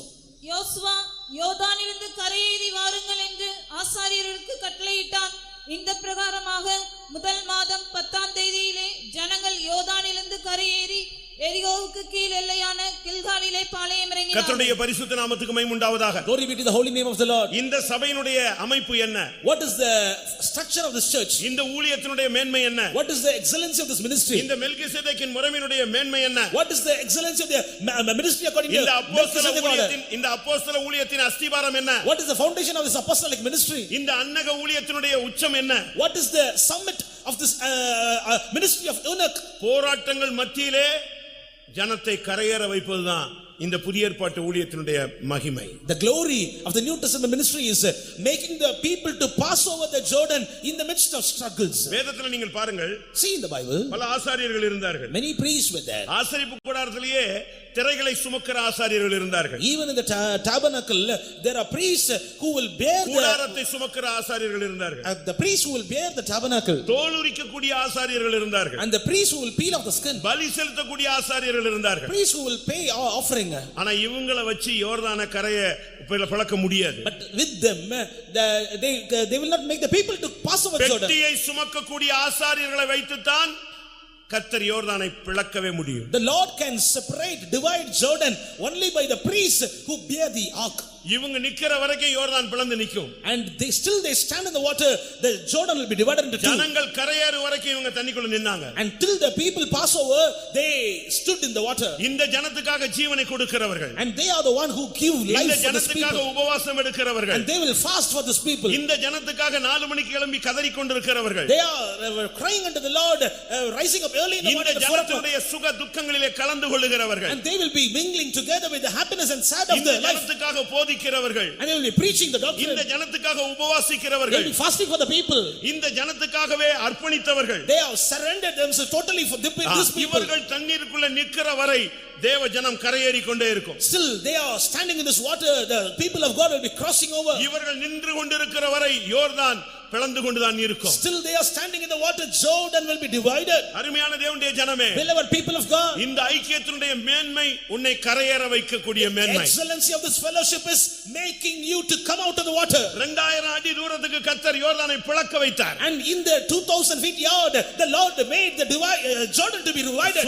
சுலபமாக ஜனங்கள் யோர்தானை கடந்தார்கள். Very easily the people crossed over இந்த it. பாவ உலகை கடந்து பரலோகத்திலே உன்னை கொண்டு போய் சேர்க்கும் வரை இந்த போராட்டங்கள் வேதனைகள் சிலுவை சுமக்கிற ஒரு கூட்டம் ஊழியர்கள் பூமியிலே உண்டு. And there is a group of servants of God, they are bearing cross and facing all struggles that they will make you to cross over the sinful world into heaven. நீ தண்ணீர்களை கடக்கும்போது அவைகள் உன்மேல் புரளுவதில்லை. And when you cross over the waters, they will not come over you.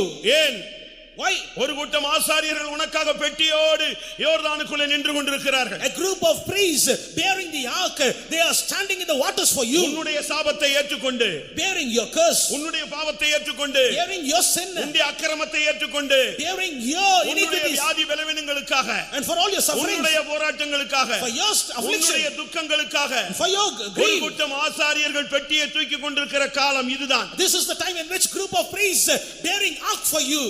அவர்கள் ஜனங்கள் கரையேற உதவுகிறார்கள். They are helping the people to cross over the water. இன்னும் கொஞ்ச நாட்களிலே Within few days, இந்த ஆசாரியர்களும் கரையேறுவார்கள். these priests will also cross over. இந்த மெல்கிசேதேக்கின் ஊழியமும் கொஞ்ச நாள்ல முடிவடையும். This Melchizedek or ministry of order of Melchizedek will come to an end. கர்த்தருடைய பரிசுத்த நாமத்துக்கு மகிமை Glory உண்டாவதாக. be to the holy name of the Lord. இன்றைக்கு எத்தனை பேர் கரையேற How விரும்புகிறீர்கள்? many of you want to come out of the water today? இன்றைக்கு கர்த்தர் உன்னோட தான் பேசிக் கொண்டிருக்கிறார். Lord is speaking to you நீ only. எந்த நிலவரத்துல இருந்தாலும் சரி, Whatever state you may be, பாவத்திலிருந்து கரையேறு, and come out of the sin, தோல்வியிலிருந்து come கரையேறு, out of your defeat, தேவ சித்தத்துக்கு மாறான போனதிலிருந்து கரையேறு, come out of the way in which you're going against the will of உலக God. அன்பில பிடியிலிருந்து நீ கரையேறு. Come out of the strange and carnal love. ஆமென். நீ கரையேறும்படியாக உனக்காக ஒரு கூட்டம் ஊழியர்கள் போராடி கொண்டிருக்கிறார்கள். The group of a servant of God are striving for you that you may cross over. நீ கரையில வந்தாதாங்க தேவ சித்தம் செய்ய முடியும். Only if you come out of the water you can do the will of God. Jonah 2ஆம் அதிகாரத்துல பார்க்கும் பொழுது, When you see Jonah chapter 2, நினிவேக்கு போய் சொன்னால் தீர்க்கதரிசி தர்ஷீஷுக்கு போக ஆரம்பித்தான். when the prophet was asked to go to Nineveh, he started to Tarshish. தேவ சித்தத்துக்கு மாறாக உன்னுடைய பயணத்தை நீ மாற்றிக் கொண்டே வருகிறாய். You are changing your journey against the will of God. கர்த்தர் ஒன்று சொன்னால் நீ ஒரு பகுதியிலே போகிறாய். And the Lord is asking you to go in one way, இந்த but you are going மார்க்கத்தில் another way. இப்படியே நீங்க போனீங்கன்னா எங்க போவீங்க? If you go in this way, where you will go? தோல்வியோடு போனா எங்க போவீங்க? With this failure, where you will go? விழுகையோடு போனா எங்க போவீங்க? And with this defeat, where you will go? பின்மாற்றத்தோடு போனா எங்க போய் நிப்பீங்க? With this backsliding, where you will go? உங்களுடைய இலக்கு எது? What is your நீங்கள் goal? எதற்காக பிடிக்கப்பட்டீர்கள்? For which you are caught? நீங்க எங்க போயிட்டு இருக்கீங்கன்னு யோசிங்க. Think where you are going on. அவன் பாட்டுக்கு ஒரு கப்பல் ஏறி அழகா பங்கர்ல டிக்கெட் எடுத்துட்டு கீழ போய் டங்கல்ல படுத்துட்டான். And he got a ticket in a bunk class and he was sleeping in that ship. நேரா கீழ போய் பேசாம படுத்துங்கியாச்சு. And he is sleeping at the depth. ஆனா கர்த்தர் விடல. But the Lord did not leave him. அவனை ஒரு வழி பண்ணி கடைசியில கொண்டு வந்து நினிவேயின் கரையில கொண்டு வந்து விட்டார். And he made some way to him and made him to come to the பாதை மாறி போன தீர்க்கதரிசியே கர்த்தர் உன்னோடு பேசுகிறார். prophet who has slipped and gone astray from your way. The Lord is speaking unto you. பாதை மாறி போன மிஷனரியே கர்த்தர் உன்னோடு பேசுகிறார். Missionary whom gone astray from your பாதை way. மாறி போன சுவிசேஷகனே கர்த்தர் உன்னோடு பேசுகிறார். Oh evangelist who have lost your way, the Lord is speaking unto you. பாதை மாறி போன மேய்ப்பனே கர்த்தர் உன்னோடு பேசுகிறார். Oh shepherd who have lost your way, the Lord is speaking unto பாதை you. மாறி போன அப்போஸ்தலனே கர்த்தர் உன்னோடு பேசுகிறார். Apostle whom you have lost your way, the Lord is speaking unto you. பாதை மாறி போன பரிசுத்தவானே கர்த்தர் உன்னோடு பேசுகிறார். Oh saint of God who have lost your way, the Lord is speaking unto you. நீ எங்கே போகிறாய்? Where you are going? உன்னுடைய இலக்கு எது? What is your target? நினிவேயா தர்ஷீஷா? Is it Nineveh or Tarshish? பரலோகமா பாதாளமா? Is it heaven or hell? மகிமையா வீழ்ச்சியா? Is it glory or defeat? அந்த மீன் பாருங்க correct அட்ரஸ்ல வந்து கச்சிட்டு போயிடுச்சு. And see that fish vomited him in the right place. இன்னைக்கு கர்த்தர் உனக்கு ஒரு வாய்ப்பை கொடுக்கிறார். சரியான இடத்துல வந்து கரையேறு. The Lord is giving you a chance this night. Come to the right shore. இது ஒரு அருமையான ஒரு ஊழியம். This is a blessed ministry. இது உனக்கு புரியாது. You won't understand this. தேவ சித்தம் செய்யறது தான் ஊழியம். Doing the will of God is a ministry. அவன்ட்ட என்ன சொன்னாலும் அவன் கேட்கிற ஆள் இல்ல. And he will not answer, he will not listen whatever it is told to him. ஊழியத்தை பத்தி கர்த்தர் எத்தனையோ வருஷம் அவன்ட்ட பேசிட்டே வராரு. The Lord is speaking unto you regarding the ministry for years together. ஆனா உனக்கு அது ஏற மாட்டேங்குது, தலையில ஏற மாட்டேங்குது, காதுக்குள்ள போக மாட்டேங்குது. But it's not getting up into your head, it's not going into your ears. பாதை மாறி போன உனக்கு நீ உன்னை கர்த்தர் இன்னைக்கு சரியான இடத்துல கரையேற அழைக்கிறார். The Lord is calling you that you may come up to the right shore. இல்ல சரண்டர் ஆயிடு, கர்த்தரே உன்னை கரையில கொண்டு வந்து விட்டுருவார். Otherwise if you surrender, the Lord will take you to the right shore. எத்தனை பேர் அப்படி வர விரும்புகிறீர்கள்? How many of you want to come like that? கடைசி நேரத்துல கரையேறி ஊழியத்தை பரிபூர்ணமாய் நிறைவேற்ற விரும்புகிறவர்கள் எத்தனை பேர்? How many of you want to come to the shore and fulfill the ministry in a beautiful way? சிலுவை சுமக்க எத்தனை பேர்? How many of you want to bear up your cross? இயேசுவின் பின்னாக செல்ல எத்தனை பேர்? How many of you want to follow Jesus? பலியாக ஒப்பு கொடுக்க எத்தனை பேர்? How many of you want to pay your sacrifice? கொலோசியர் 1:24 படி கிறிஸ்துவின் உபத்திரவத்தில் குறைவானதை உங்களுடைய மாம்சத்திலே நிறைவேற்ற எத்தனை பேர் வருகிறீர்கள்? How many of you come to fulfill the sufferings which were lacking in the body of Jesus Christ? ஜீவனை கொடுக்க எத்தனை பேர் வருகிறீர்கள்? How many of you want to suffer? அவரோடு இருக்க எத்தனை பேர் வருகிறீர்கள்? How many of you want to come with be with இழந்து him? போனதை தேட எத்தனை பேர் வருகிறீர்கள்? How many of you ready to come to seek the lost? காணாமல் போனதை தேட எத்தனை பேர் வருகிறீர்கள்? How many of you come to seek the things which are missing? நொறுங்குண்ட இருதயங்களை கட்ட எத்தனை பேர் வருகிறீர்கள்? How many of you are surrendered to come to heal up the wounds in the broken heart? ஜனங்களுடைய காயம் கட்ட எத்தனை பேர் வருகிறீர்கள்? How many of you come here to bind up the wounds? ஜனங்களுக்கு விடுதலை கூற எத்தனை பேர் வருகிறீர்கள்? How many of you ready to surrender yourself to preach the gospel and deliverance to the people? இயேசுவுக்காக நிந்தை சுமக்க எத்தனை பேர் வருகிறீர்கள்? How many of you ready to bear the reproach of Jesus on you? சபைக்காக ஜனத்துக்காக திறப்பில் நிற்க எத்தனை பேர் வருகிறீர்கள்? How many of you are ready to stand in the breach for the church? எத்தனை பேர் இப்படி வராமல் ஓடிக்கொண்டிருக்கிறீர்கள்? How many of you are running, not coming? எனக்கு ரொம்ப பிடிச்சது என்னன்னா அந்த மீன் கரெக்டா கொண்டு வந்து நினிவேலையே கக்கிட்டு போயிடுச்சு. இன்னொரு ஊர்ல கக்கிருந்தா ஆள் escape ஆயிருப்பான். And the very beautiful thing I noticed in this incident is the fish vomited him in the right place in Nineveh. If it would have vomited in some other place, he would have got escape. உனக்கு ஒரு time இருக்கு. There is a time for you. இந்த டயத்துல நீ ஊழியத்துக்கு வரணும். At that time you must come to the ministry. அந்த டயத்துல நீ ஊழியத்துக்கு வரலனா ஒரு காலத்துல வர முடியாது. And if you don't come to the ministry at that time, you will not be able to come after that. நீ நினைச்சுக்க அடுத்த வருஷம் நான் வந்துறலாம், வரவே மாட்டேன். You will be thinking I will come in the next year, but you will not be able to come. நான் கெல்லிஸ்ல ஒரு பிரசங்கம் பண்ணும்போது அதான் சொன்னேன். And when I was preaching once in Kellis, I told this. நீ எருசலேம் போறேன்னா எருசலேம் பஸ்ல ஏறு, சியோன் போறேன்னா சியோன் பஸ்ல ஏறு, பஸ்ஸை மாத்தி ஏறி கண்டக்டர் படாத பாடு படுத்தாதேன்னு சொன்னேன். If you want to go to Jerusalem, climb up board the Jerusalem bus. If you want to go to Zion, board Zion bus. எருசலேம் போறவன் ஊழியத்துக்கு இங்க வந்துட்டான்னா நாங்க படாத பாடு படணும். If somebody is going to Jerusalem, when he is coming to Zion to the ministry, we will be facing much problems. Zion போறவன் வீட்ல இருந்தானா அந்த குடும்பம் ஒரு வழி ஆயிடும். And the person who is going to Zion, when he is in the house, the whole house will be destroyed. நினிவேக்கு போக வேண்டிய ஆள் தர்சீசுக்கு போனான்னா கப்பல் படாத பாடுபட்டு அவன் வாங்கி வச்சிருந்த பொருள் எல்லாம் இழந்து எல்லாம் அனாதையா போயிட்டான். And the person who is about to go to Nineveh, when he is boarding to Tarshish, the people in that ship got much trouble because of it. எத்தனை பேர் இன்றைக்கு மறுபடி கரைக்கு வர விரும்புகிறீர்கள்? How many of you want to come to the shore again? அந்த கரையில வந்து கக்குச்சு அவன் மறுபடி ஊழியத்தை தொடர்ந்தார். And it came and vomited him in the shore. He started his ministry again. நாம் தப்பி கரை சேர வேண்டிய நேரம் வந்து விட்டது. The time to come out of the water has come. அப்போஸ்தலர் 27 அதிகாரம் Acts of the Apostles 27 43 44 43 44. ஒரு கப்பல் பெரிய புயல்ல சிக்கிக் கொண்டது. A ship got in a great உடைந்து storm. போய் விட்டது. It got broken. அந்த கப்பலின் அதிபதி சொன்னான், The captain of the ship- அதிபதி சொன்னான், The captain of the ship said, மாலுமி சொன்னான், and the pilot said, எல்லாரும் தப்பி கரை சேருங்க. just go and come out of the water. வாசி. நூற்றுக்கு அதிபதி பவுலை காப்பாற்ற மனதாயிருந்து அவர்களுடைய யோசனையை தடுத்து நீந்தத்தக்கவர்கள் முந்தி கடலில் விழுந்து கரையேறவும் மற்றவர்களில் சிலர் பலகைகள் மேலும் சிலர் கப்பல் துண்டுகள் மேலும் போய் கரையேறவும் கட்டளையிட்டான். இவ்விதமாய் எல்லாரும் தப்பி கரை சேர்ந்தார்கள். பிரியமானவர்களே, இந்த உலகத்தை விட்டு நாம் தப்பி பரலோகம் என்கிற கரையிலே அந்த ஷோர்ல போய் சேரணும். And we need to escape this world and we need to reach that shore that is heaven. இன்னைக்கு எத்தனை பேர் தப்பி கரை சேர விரும்புகிறீர்கள்? How many of you want to get escape out of this world and ஒவ்வொரு reach the shore? தேவனுடைய பிள்ளைகளும் தப்பி கரை சேரும்படியாக தேவன் அழைக்கிறார். The Lord is calling every child of God that you may come and reach the shore. 2 பேதுரு 2 அதிகாரம் 20 வசனம் சொல்லுகிறது. 2 Peter chapter 2 verse 20 says, உலகத்தின் அசுத்தங்களுக்கு தப்பி கரை சேருங்கள். and escaping the filthiness of this world, reach the shore. இந்த விசுவாச வாழ்க்கை ஒரு கப்பல் யாத்திரை போன்றது. And this faith life is like a journey, voyage in ship. கொந்தளிப்பை தேவன் அமர்த்துவார். The Lord will put the boisterous of the sea. நாடிய துறைமுகத்தை போய் அடைவோம். You and I will reach the desired heaven. போராட்டங்கள் வரும். The strivings will come. உபத்திரவங்கள் வரும். We will face sufferings. தடுமாற்றங்கள் வரும். There will be tribulations. எதிர்ப்புகள் வரும். Oppositions will be there. பலவிதமான போராட்டங்கள் இந்த உலகத்திலே உண்டு. Many tribulations are there in this world. விசுவாசத்துக்கு போராட்டம் உண்டு. And there is a struggling against faith. அழைப்புக்கு போராட்டம் உண்டு. There will be striving against your calling. தரிசனத்துக்கு போராட்டம் உண்டு. Affliction for your vision. உன்னுடைய வாக்குத்தத்தத்துக்கு போராட்டம் உண்டு. There will be struggling for your promise. அபிஷேகத்துக்கு போராட்டம் உண்டு. There will be striving for your anointing. உன்னுடைய பிரதிஷ்டைக்கு போராட்டம் உண்டு. There will be opposition for your consecration. எல்லாத்துக்கும் போராட்டம் உண்டு. Everything there will be a resistance. ஆனாலும் உன்னை தப்பி கரை சேர்க்க அவர் நாடிய துறைமுகத்தில் கொண்டு போய் சேர்க்க அவர் வல்லவர். But he is able to make you to go to the desired heaven.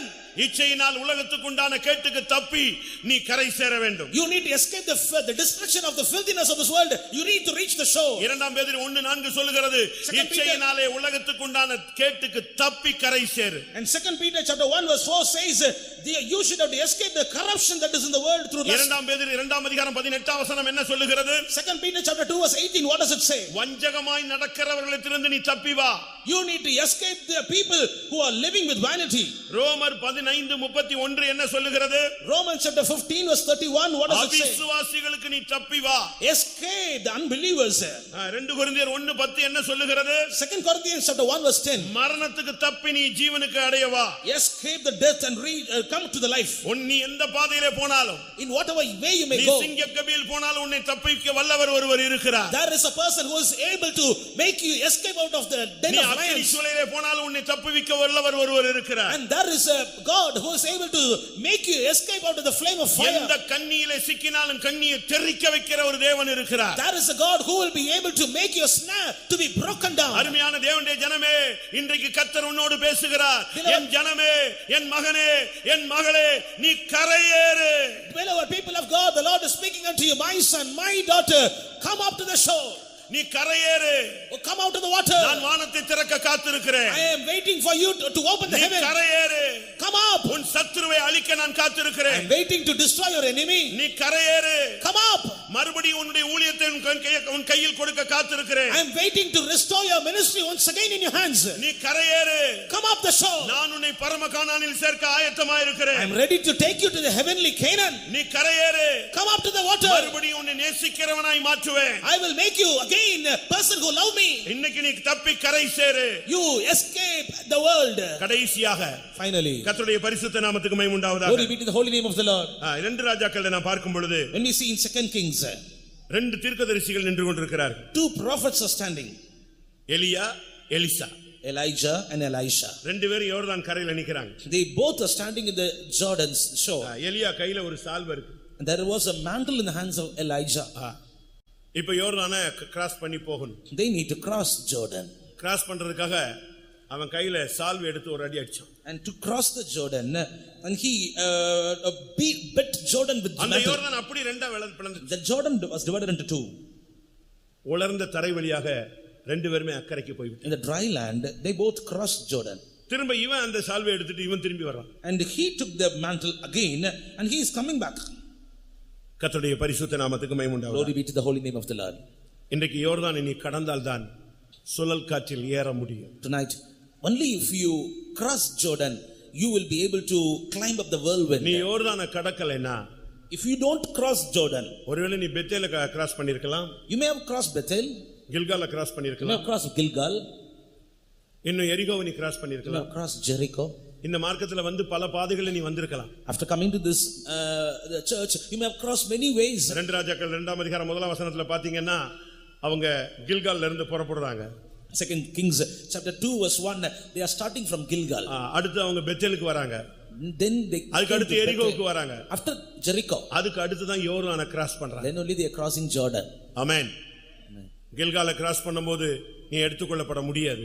When you cross Gilgal, you will not be பெத்தேல கிராஸ் பண்ணும்போது நீ எடுத்துக்கொள்ளப்பட முடியாது. When you cross Bethel, you cannot be caught up. எரிகோவை cross பண்ணும்போது நீ எடுத்துக்கொள்ளப்பட முடியாது. When you cross Jericho also, you will not be able to caught ஆனா up. எப்ப நீ யோர்தானை தாண்டி கரை ஏறுகிறாயோ அப்பொழுது ஒரு சுழல் காற்று எலியாவை எடுத்துக்கொண்டு போய். Only if you cross Jordan, then there will be a whirlwind which will take Elijah. ரெண்டு ராஜாக்கள் 2ஆம் அதிகாரம் 7-8 வசனங்கள் வாசி. Read 2 Kings chapter 2 verses 7 and 8.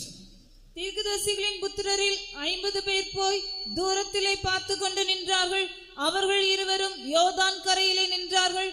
அப்பொழுது எலியா தன் சால்வையை எடுத்து முறுக்கி தண்ணீரை அடித்தான். அது இரு பக்கமாக பிரிந்தது. அவர்கள் இருவரும் உலர்ந்த தரை வழியாய் அக்கரைக்கு போனார்கள். 11ஆம் வசனம். Read verse 11. அவர்கள் பேசிக்கொண்டு நடந்து போகையில் இதோ அக்னி ரதமும் அக்னி குதிரைகளும் அவர்கள் நடுவாக வந்து இருவரையும் பிரித்தது. எலியா சுழல் காற்றிலே பரலோகத்துக்கு ஏறி போனான். அல்லேலூயா. யோர்தானை கடந்து வந்த எலியா சுழல் காற்றிலே ஏறி பரலோகத்துக்கு ஏறி எடுத்துக்கொள்ளப்பட்டு போய். Elijah who crossed Jordan went up by a whirlwind into heaven. இந்த மார்க்கத்தினுடைய நோக்கம், the purpose of this religion. நீங்க ஏதோ வந்து சத்தியம் கேட்டு போறது அல்ல. Just not hearing the truth அந்த and going. எத்தியோப்பிய மந்திரியை போல நீ வந்து தொழுது விட்டு போறது அல்ல. It's not like that Ethiopian minister who worshipped God and returned back.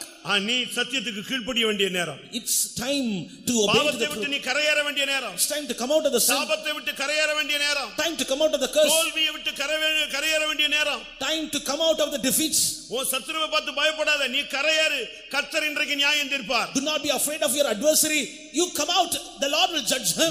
நீ கரையேறு, வானத்தை கர்த்தர் திறப்பார். You come out, the Lord will open the நீ heaven. கரையேறு, கர்த்தர் உன்னை அபிஷேகத்தினால் நிரப்புவார். You come out, the Lord will fill you with his anointing. நீ கரையேறு, மறுபடியும் உன்னுடைய ஊழியம் உனக்கு கொடுக்கப்படும். You come out again, your ministry will be restored. நீ கரையேறு, மறுபடியும் கர்த்தர் உன்னை நேசிக்கிறதை அவர் உனக்கு உறுதிப்படுத்துவார். You come out, the Lord will confirm that he loves you. நீ கரையேறு, உன் ஜனமும் கரையேறும்.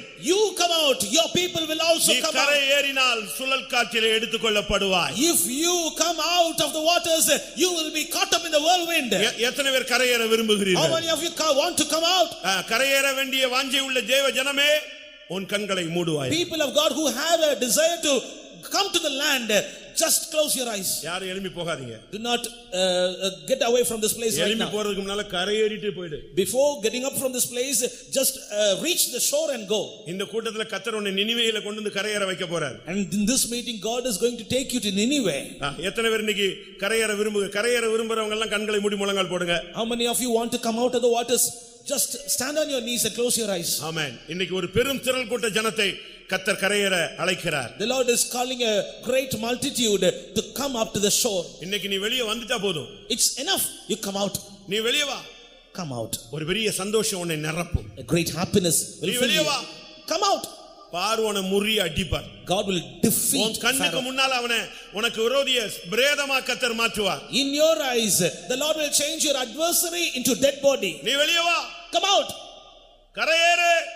Come up to the shore. வானத்தை திறக்க காத்து கொண்டிருக்கிறார். Lord is waiting to open the sky. கரையேற விரும்புறவங்க எல்லாம் கை வைத்துங்க பார்க்கலாம். How many of you want to come up to the shore? Put up your hands. அந்த Australian missionary சொன்னது போல இந்த பிரசங்கத்துக்கு உரிய அந்த நபரை நாங்கள் காண விரும்புகிறோம் சொன்னாங்களே, அதுபோல இந்த பிரசங்கத்துல கர்த்தர் என்கிட்ட சொன்னார் இல்லையா, என் ஜனத்தை கரையேற சொல்லுன்னு, அது யாருன்னு இப்பமே பாத்துறலாம். And we want to see, Amen. as the Australian missionaries told, we want to see to whom the word of God had received. வாலிபனே, Oh young man, பாவத்தின் பிடியிலிருந்து கரையேறு. come out of the entanglement of sin. நீ எங்க இருந்தாலும் இந்த வார்த்தை உன்னை விட்டு போகாது. Wherever you may be, நீ this வீட்டுக்கு word- போனாலும் உன் ரெண்டு காதுலயும் ஒரு சத்தம் கேட்கும், மகனே கரையேறு, Even- மகளே கரையேறு, மகனே கரையேறு. இந்த வார்த்தை உன் காதுல தொனிச்சுக்கிட்டே இருக்க போகுது. even if you go to your house, this word, oh my son, come up to the shore, will be ringing in your ears. இப்ப 8:54. Now 8:54. இப்ப கரையேறனா இப்பமே வானத்தை கர்த்தர் திறப்பார். If you come up to the shore right now, the Lord will open the heaven. எத்தனை பேர் அதை விசுவாசிக்கிறீங்க? How many of you believe so? தேவனுடைய வார்த்தையை விசுவாசித்தால் அது அப்படியே உனக்கு பலிக்கும். If you believe the word of God, it will come pass unto you. விசுவாசித்தால் நீ தேவனுடைய மகிமையை காண்பாய். If you believe, you shall see the glory of God. இன்று காண்கிற எகிப்தியனை நீ கரையேறினால் இனி காண மாட்டாய். If you come up to the shore, you will never see the Egyptian whom you have seen till now. இன்றைக்கு கரையேறி வா. Come up to the shore tonight. என் மகனே, நீ என்னை நேசிக்கிறாயா? Oh my son, do you love me?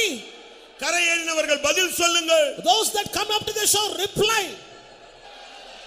நீங்கள் கரையேறும்படியாக இப்பொழுது ஊழியர்கள் உங்களுக்காக ஜெபிக்கிறார்கள். That you may come out of the waters. The servants of God are praying for you right now. ஆமென். எல்லா ஊழியக்காரங்களும் கண்ணை மூடி முழங்கால் போட்டு இந்த ஆராதனை கூடத்துல இங்க எங்க இருந்து கேக்குறாங்களோ இந்த முழு ஜனமும் கரையேறி கானானில் காலடி எடுத்து வைக்க வேண்டும். All the servants of God who are here, please stand on your knees and pray for these people who want to cross over Jordan and to step up into the heavenly Canaan. பெட்டியை சுமக்கிற ஆசாரியர்கள் எல்லாரும் நீங்கள் யோர்தானிலே ஊன்ற நில்லுங்கள். இப்பொழுது ஜனம் கரையேறட்டும். They that bear the ark of God, stand still in the Jordan. Let the people of God cross Jordan right now. எல்லாரோட பிரச்சனையும் முடிவுக்கு வரட்டும். Let everybody's problems come to an end. நீ சுகமாவாயாக. Let you be healed. பிசாசின் தலை நசுக்கப்படுவதாக. Let the head of Satan be bruised நீ right now. ஆசீர்வாதமாய் இருப்பாய். May you be blessed. ஆமென். இப்போ எல்லா ஊழியக்காரங்களும் கைகளை வைத்து ஜெபம் பண்ணுங்க. நம்மை நம்பி பரிசுத்த ஆவியானவர் இவங்களெல்லாம் நம்ம கையில கொடுத்திருக்கிறார். இவங்க எல்லாரும் இப்போ அவங்க பிரச்சனைகள், போராட்டங்கள், வியாதிகள், வறுமை, கஷ்டம், கடன், தரித்திரம், சாபம், பிரிவினை எல்லாவற்றிலிருந்தும் இந்த கூட்டம் முடிஞ்சு வெளியே போகும்போது கரையேறினவர்களாக வெளியே போக வேண்டும். ஹல்லேலூயா. எல்லா ஊழியர்களும் கரங்களை உயர்த்துங்க. வந்திருக்கிற எல்லாரும் எல்லா போராட்டங்களிலிருந்து கரையேறட்டும். ஆமென். ஆழியின் ஆழத்தில் அஸ்வத்தை போல் நடத்தி ஆசைக்கும் துறைமுகத்தை பாஷத்தனே. ஆழியின் ஆழத்தில் அஸ்வத்தை போல் நடத்தி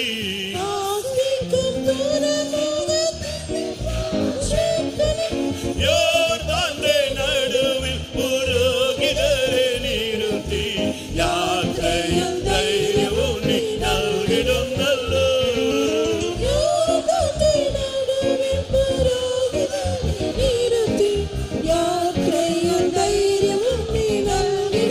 ஹல்லேலூயா. தேவ ஜனமே, நீ பயப்படாதே. உனக்காக ஒரு கூட்டம் ஊழியர்கள் இரவும் பகலும் திறப்பில நின்று உன்னை கரை சேர்க்கும் வரை காத்திருக்கிறவர்கள். ஆழியின் ஆழத்தில் அஸ்வத்தை போல் நடத்தி ஆசைக்கும் துறைமுகத்தை பாஷத்தனே.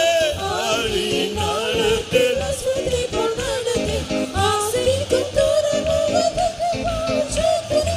யோர்தானே நடுவில் புரோகிதரை நிறுத்தி யாத்திரையில் தைரியமும் நல்கிடும் நல்லோ.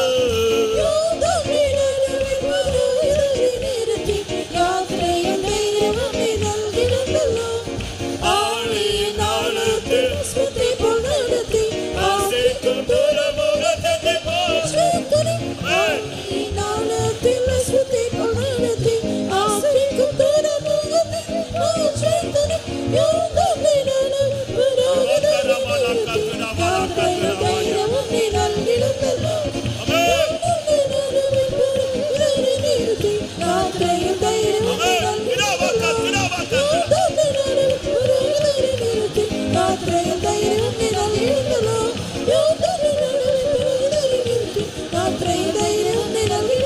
ஹல்லேலூயா. ஆமென். இயேசு மரிச்சிட்டாரு, அவர் உயிரோடு எழுந்துட்டாருன்னு சொல்றாங்க. முழு உலகமும் கேள்விக்குறியால் பார்த்து கொண்டிருக்கிறது. அடுத்து என்ன நடக்கும்னு ஒரு கேள்வி. சீடர்களுக்கு பிடிப்பு இல்லாமல் போய் மறுதலித்து மறுபடியும் மீன்பிடிக்க போய்விட்டார்கள்.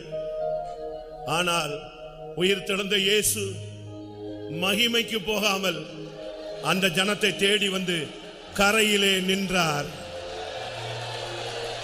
உன்னை விட்டுட்டு போகிறதுக்கு அவர் ரெடி இல்ல. இன்னைக்கு கரையில் அவர் நின்று கொண்டிருக்கிறார். என் மகனே, நீ என்னை நேசிக்கிறாயா? நீ கரைக்கு வா. நீ என்னை நேசிக்கிறாயா? என் மகளே, நீ என்னை நேசிக்கிறாயா? சொல்லுங்க, வாயை திறந்து சொல்லுங்க, ஆண்டவரே உம்மை நேசிக்கிறேன்.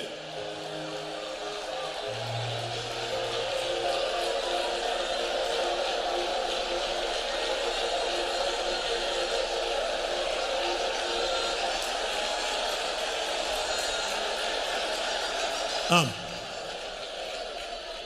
இந்த கூட்டத்தில் ஏதாவது ஒரு இடத்துல இயேசு உலாவுகிறதை யாராவது உணர்கிறீர்களா? அப்படி உணர்கிறவங்க ஃபீல் பண்றேன். இந்த இடத்துல தேவ சமூகத்தை நான் ஃபீல் பண்றேன். ஆண்டவருடைய பிரசன்னத்தை உணர்கிறேன். ஆவியானுடைய அசைவாடலை உணர்கிறவன் சொல்லுங்க, கைகளை வைத்துங்க. ஆமென். அப்படியானால் இந்த கரையிலே அவர் நின்று கொண்டிருக்கிறார். ஆமென். பதில் சொல்லு. இந்த கூட்டம் முடியறதுக்குள்ள கரையில வந்தவங்க எல்லாம் பதில் சொல்லுங்க. இயேசுவே உம்மை நேசிக்கிறேன். இயேசுவே உம்மை நேசிக்கிறேன். ஆம். ஆமென். ஒரு நிமிஷம் நல்லா கவனிங்க. யோவான் இந்த வார்த்தையை சொல்லல, யாக்கோபு சொல்லல, அடுத்து மத்தேயு சொல்லல, 10 பேர் சொல்லல, ஒரே ஒரு ஆள் தான் சொன்னான். இந்த கூட்டத்தில் நீ யார்? நீ சீடன் தான், தேவனுடைய பிள்ளை தான். உன்னிட்ட தான் இந்த கேள்வி வருது, நீ என்ன நேசிக்கிறியா? நீ பேதுருவா இருந்தா கரையில வந்து சொல்லு, ஆண்டவரே நான் உம்மை நேசிக்கிறேன். கரையில் வந்தவர்கள் சொல்லக்கூடிய வார்த்தை, ஆண்டவரே நான் உம்மை நேசிக்கிறேன்.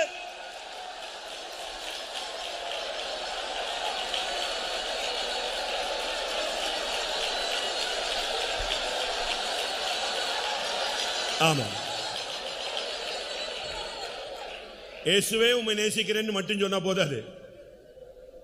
இயேசுவே உம்மை நேசிக்கிறேன், இன்னொரு ஆளை பார்த்து நான் உன்னை நேசிக்கிறேன், அம்மாவை பார்த்து நான் உன்னை நேசிக்கிறேன், அப்படி அல்ல. உம்மை மாத்திரம் நான் நேசிக்கிறேன். அல்லேலூயா. அப்படி சொல்றவங்க எத்தனை பேர்? அது எல்லாருக்கும் சொல்ல முடியாது. கரை ஏறினவன் மட்டும் தான் சொல்லுவான். அல்லேலூயா. கரை ஏறிட்ட நீ இப்ப வாயில இருந்து வரும், இயேசுவே உம்மை மாத்திரம் நேசிக்கிறேன். அல்லேலூயா.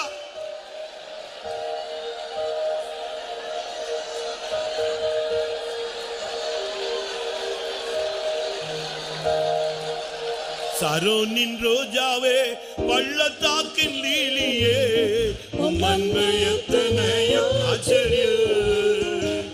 சரோனின் ரோஜாவே, பள்ளத்தாக்கின் லீலியே, உம் அன்பு எத்தனையோ ஆச்சரியம். உம்மை மாத்திரம், உம்மை மாத்திரம். அந்த வேலை முக்கியம். எல்லாரும் வாயை திறந்து சொல்லுங்க. இன்னும் சத்தமா, இன்னும் சத்தமா.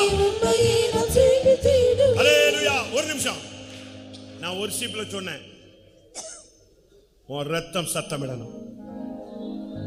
உள்ள ரத்தம் ஓடிட்டு இருக்கா, இந்த ரத்தம் சத்தம் கொடுக்கணும். என்ன சத்தம் கொடுக்கணும்? நீ சத்தம் கொடுக்காத, உன் ரத்தம் கத்தணும். இயேசுவே உம்மை நேசிக்கிறேன். உன் ரத்தம் இப்ப சத்தமிடட்டும். இயேசுவே உம்மை நேசிக்கிறேன். உம்மை மாத்திரம் நான் நேசித்திடுவேன். அன்பே உம்மையே நான் நேசித்திடுவேன். உம்மை மாத்திரம் நான் நேசித்திடுவேன். அன்பே உம்மையே நான் நேசித்திடுவேன். உம்மை மாத்திரம் நான் நேசித்திடுவேன். அன்பே உம்மையே நான் நேசித்திடுவேன். உம்மை மாத்திரம் நான் நேசித்திடுவேன். அன்பே உம்மையே நான் நேசித்திடுவேன். உம்மை மாத்திரம் நான் நேசித்திடுவேன். அன்பே உம்மையே நான் நேசித்திடுவேன். உம்மை மாத்திரம் நான் நேசித்திடுவேன். அன்பே உம்மையே நான் நேசித்திடுவேன். உம்மை மாத்திரம் நான் நேசித்திடுவேன். அன்பே உம்மையே நான் நேசித்திடுவேன். உம்மை மாத்திரம் நான் நேசித்திடுவேன். அன்பே உம்மையே நான் நேசித்திடுவேன். உம்மை மாத்திரம் நான் நேசித்திடுவேன். அன்பே உம்மையே நான் நேசித்திடுவேன். உம்மை மாத்திரம் நான் நேசித்திடுவேன். அன்பே உம்மையே நான் நேசித்திடுவேன்.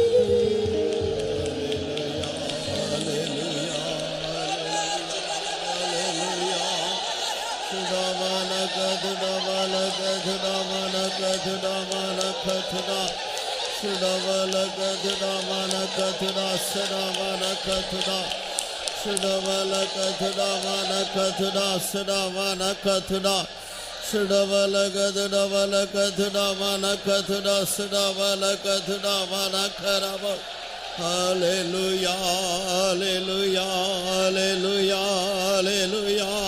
அப்பா பிதாவே உமக்கு ஸ்தோத்திரம், ஸ்தோத்திரம், ஸ்தோத்திரம், ஸ்தோத்திரம். ஹல்லேலூயா. ஷடமன கதடமன கதடமன கதட ஷடமன கதட நமதிடோ நம கதடமன கதடமன கதடமன கதட. ஹல்லேலூயா.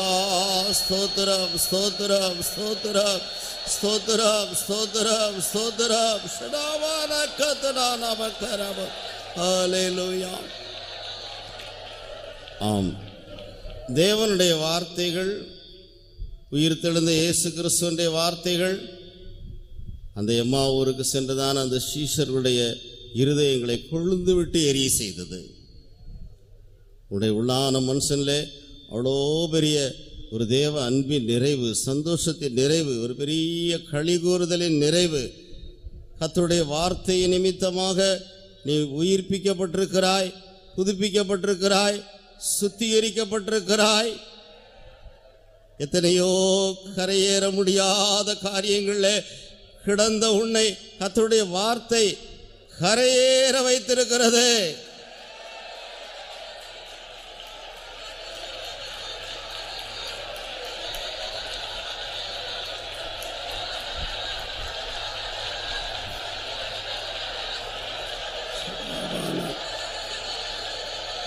அவர்கள் அந்த ராத்திரியிலேயே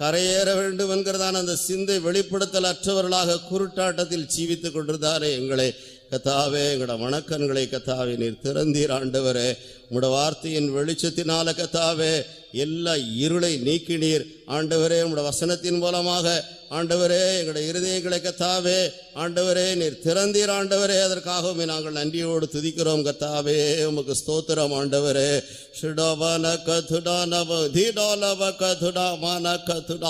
ஆண்டவரே எங்களோட ஆவிக்குரிய வாழ்க்கையிலே அந்த மந்திரியை போலவே கத்தாவே ஆண்டவரே நாங்கள் உம்மை ஆராய்த்து கொண்டிருக்கிறோம். இப்படியாக கத்தாவே இருக்கிறதானே எங்களுடைய ஜீவியத்தில் கத்தாவே கிருபையாக கத்தாவே உங்களுடைய வார்த்தையின் வெளிச்சத்தை கத்தாவே நீர் எங்களுடைய ஜீவியத்தில் தந்து ஆண்டவரே சந்தோஷத்தோடு எங்களுடைய வழியிலே போகும்படியாக எல்லா துக்கங்கள் சஞ்சலங்கள் தவிப்பு ஆண்டவரே எல்லா மனவேதனைகள் பாரங்களே இருந்து நீர் விடுவித்து கத்தாவே உம்முடைய ஜனத்தின் இருதயங்களை கத்தாவே மகிழ்ந்து களிகூற பண்ணி நம்முடைய அன்புக்காக நன்றியோடு நாங்கள் துதிக்கிறோம் ஆண்டவரே. கத்தாவே ஸ்தோத்திரம். வார்த்தையின்படியே நாங்கள் கரையேறும் போது எங்களுக்கு எதிரடையாக இருக்கிற எல்லா தீய சக்திகள் அந்தகார வல்லமைகள் முற்றிலுமாய் அழிந்து மாண்டு போகும் இல்லாமல் போகும் என்று கத்தாவே எங்களுக்கு சொன்னீரே. அதற்காக நாங்கள் உமக்கு நன்றி செலுத்துகிறோம் ஆண்டவரே. உமக்கு ஸ்தோத்திரம் ஆண்டவரே.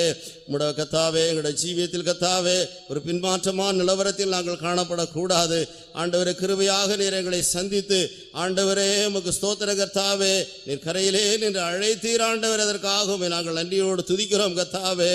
அல்லேலூயா. ஷடவன கதுடான வக்கரபோ இழந்து போன ஊழியத்தை திரும்பமாக அவர்களுக்கு கொடுத்து ஆண்டவரே நீர் செய்ய வேண்டிய அந்த சேவையை அவர்களை செய்ய வைத்து அதற்கான ஒரு அபிஷேகத்தை கொடுத்து வரங்கள் தாளந்துகள் கிருபைகளை கொடுத்து எல்லாவற்றுக்கும் மேலாக தேவ அன்பினால் நிரப்பி பக்தி வைராக்கியத்தோடு கத்தாவே தங்களுடைய ஜீவனையும் அருமையாக எண்ணாமல் அந்த ஆதி அப்போஸ்தலர்கள் கத்தாவே தங்களுடைய சேவையை செய்து நிறைவேற்றினார்களே. அதற்கு அதுபோல கத்தாவே இந்த கடைசி நாட்களே நாங்கள் கூட கத்தாவே உயிரடைந்து ஆண்டவரே எங்களுடைய ஜீவனையும் அருமையாக எண்ணாமல் பரிசுத்தாவின் பலத்தினால் நிரம்பி தேவ அன்பினால் நிரம்பி மகிழ்ச்சியோடு கத்தாவே இந்த சேவையை செய்து நிறைவேற்ற கர்த்தர்தாமே உம்முடைய ஊழியர்களுக்கு நீர் அனுக்கிரகம் செய்தருளும்படியாக வேண்டுகிறோம். நாங்கள் உம்முடைய ஜனத்துக்காக கத்தாவே ஆண்டவரே திறப்பின் வாசலை நிற்க வேண்டியவர்களாக இருக்கிறோம் கத்தாவே. ஜனங்கள் கரையேறி தீரும் வரைக்கும் ஆண்டவரே அவர்களுக்காக கத்தாவே தேவ சமூகத்தில் கத்தாவே ஆண்டவரே உறுதியாய் நிற்க வேண்டியவர்களாக இருக்கிறோம். எங்களுடைய வாழ்க்கையிலே எவ்வளவு பரீட்சைகள் போராட்டங்கள் ஆண்டவரே பெருவெள்ளம் போன்றதான சோதனைகள் காணப்பட்டாலும் அவைகளின் மத்தியிலே உம்முடைய ஜனத்துக்காக கத்தாவே நிற்கும்படியாக அப்படிப்பட்டதான கத்தாவே ஊழியர்களாய் கத்தாவே ஒவ்வொரு தேவ ஊழியர்களை மாற்ற வேண்டுமே. அதற்காகவே நாங்கள் நன்றியோடு துதிக்கிறோம் கத்தாவே. இந்த கடைசி நாட்களில் 11ஆம் மணி வேளையிலையும் கூட கத்தாவே உடைய திராட்சை தோட்டத்திலே வேலை செய்யும்படியா நீர் அழைத்து கொண்டு வந்தீரே கத்தாவே. ஆண்டவரே உமக்கு ஸ்தோத்திரம் ஸ்தோத்திரம். அறுப்பு மிகுதி வேலையாட்களோ கொஞ்சம் அறுப்புக்கு ஏஜமான ஆட்களை அனுப்பும்படியா வேண்டிக் கொள்ளுங்கள் என்று சொன்னீரே ஆண்டவரே. உமக்கு ஸ்தோத்திரம் ஆண்டவரே. அநேக கத்தாவே அழைக்கப்பட்டவர்கள் தங்களுடைய அழைப்பின் தரிசனத்தை இழந்து உலகத்தை நாடி ஓடி போய் கொண்டிருக்கிறதான கத்தாவே இந்த காலகட்டத்திலே எங்களுடைய வாலிபர்களுடைய கண்களை நீர் திறந்தபடியினால் ஸ்தோத்திரம் ஆண்டவரே. அல்லேலூயா. அவர்களை உம்மண்டையிலே உமக்கு சேவை செய்யும்படியாக ஆண்டவரே அவருடைய இருதயங்களை நீர் திருப்பி கொண்டு வந்திருக்கிற தயவுக்காகவே நாங்கள் நன்றியோடு துதிக்கிறோம் ஆண்டவரே. கத்தாவே இந்த கடைசி நாட்களிலே ஆண்டவரே உம்மை நேசித்து உமக்காக தங்களுடைய ஜீவனையும் அருமையாய் எண்ணாமல் கத்தாவே உம்முடைய கத்தாவே சேவையிலே தங்களுடைய ஜீவனை வானவலியாய் வார்க்கத்தக்கதாக வைராக்கியத்தோடு எழும்பி வரத்தக்கதாக கர்த்தர்தாமே அனுக்கிரகம் செய்தருளும்படியாக ஜெபிக்கிறோம் கத்தாவே. உமக்கு ஸ்தோத்திரம். அந்த எலியா சுழல் காட்டிலே பரலோகத்துக்கு எடுத்துக் கொள்ளப்பட்டது போல ஆண்டவரே நாங்கள் கரையேறினால் தான் கத்தாவே நீர் மகிமையிலே வெளிப்படும் போது நாங்கள் மர்வமாக்கப்பட்டு மேகங்களே ஆகாயத்தில் எடுத்துக்கொள்ளப்படுவோம் கத்தாவே. உமக்கு ஸ்தோத்திரம். அந்த ஆட்டுக்குட்டியாண்டே கல்யாணத்திலே உம்முடைய மணவாட்டியாய் நாங்கள் பங்கடைய நித்தியத்திலே நித்திய சீயோனிலும் புதிய எருசலேமில் நாங்கள் காணப்படத்தக்கதாக ஆண்டவரே உம்முடைய வார்த்தையின் மூலமாக நீர் எங்களை கட்டி எழுப்பி நம்முடைய அன்புக்காக ஸ்தோத்திரம். கூடி வந்த ஒருவராவது வெறுமையாய் திரும்பாதபடிக்கு எல்லோருடைய இடைப்பட்ட நம்முடைய மகா பெரிய இரக்கத்துக்காக கிருபைக்காக நாங்கள் நமக்கு நன்றி செலுத்துகிறோம் ஆண்டவரே. கத்தாவே இந்த சிலாக்கியத்தை வாழ்நாளெல்லாம் பாதுகாத்து கொண்டு ஆண்டவரே உமக்கு ஸ்தோத்திரம் முன்னோக்கி செல்ல ஆண்டவரே உமக்கு ஸ்தோத்திரம் நாடின துறைமுகத்தை சென்றடைய கர்த்தர் யாவருக்கும் அனுக்கிரகம் செய்தருளுவீராக. ஒவ்வொருடைய வாழ்க்கையிலையும் காணப்படுகிற கத்தாவே கொந்தளிப்பை அமர்த்துவீராக. ஆசீர்வதித்து கத்தாவே கரை சேர கத்தர் உதவி செய்வீராக. உமது கரங்களே தாழ்த்தி வெறுமையாக்கி ஒப்படைக்கிறோம். வசனம் பேசி நம்முடைய தாசரை ஒன்று கூட பலப்படுத்தும். இன்னும் அநேக ஆயிரங்களுக்கு கத்தர் பிரயோஜனமாக்கும். இயேசு கிறிஸ்துவின் நாமத்தில் வேண்டிக் கொள்கிறோம் பிதாவே.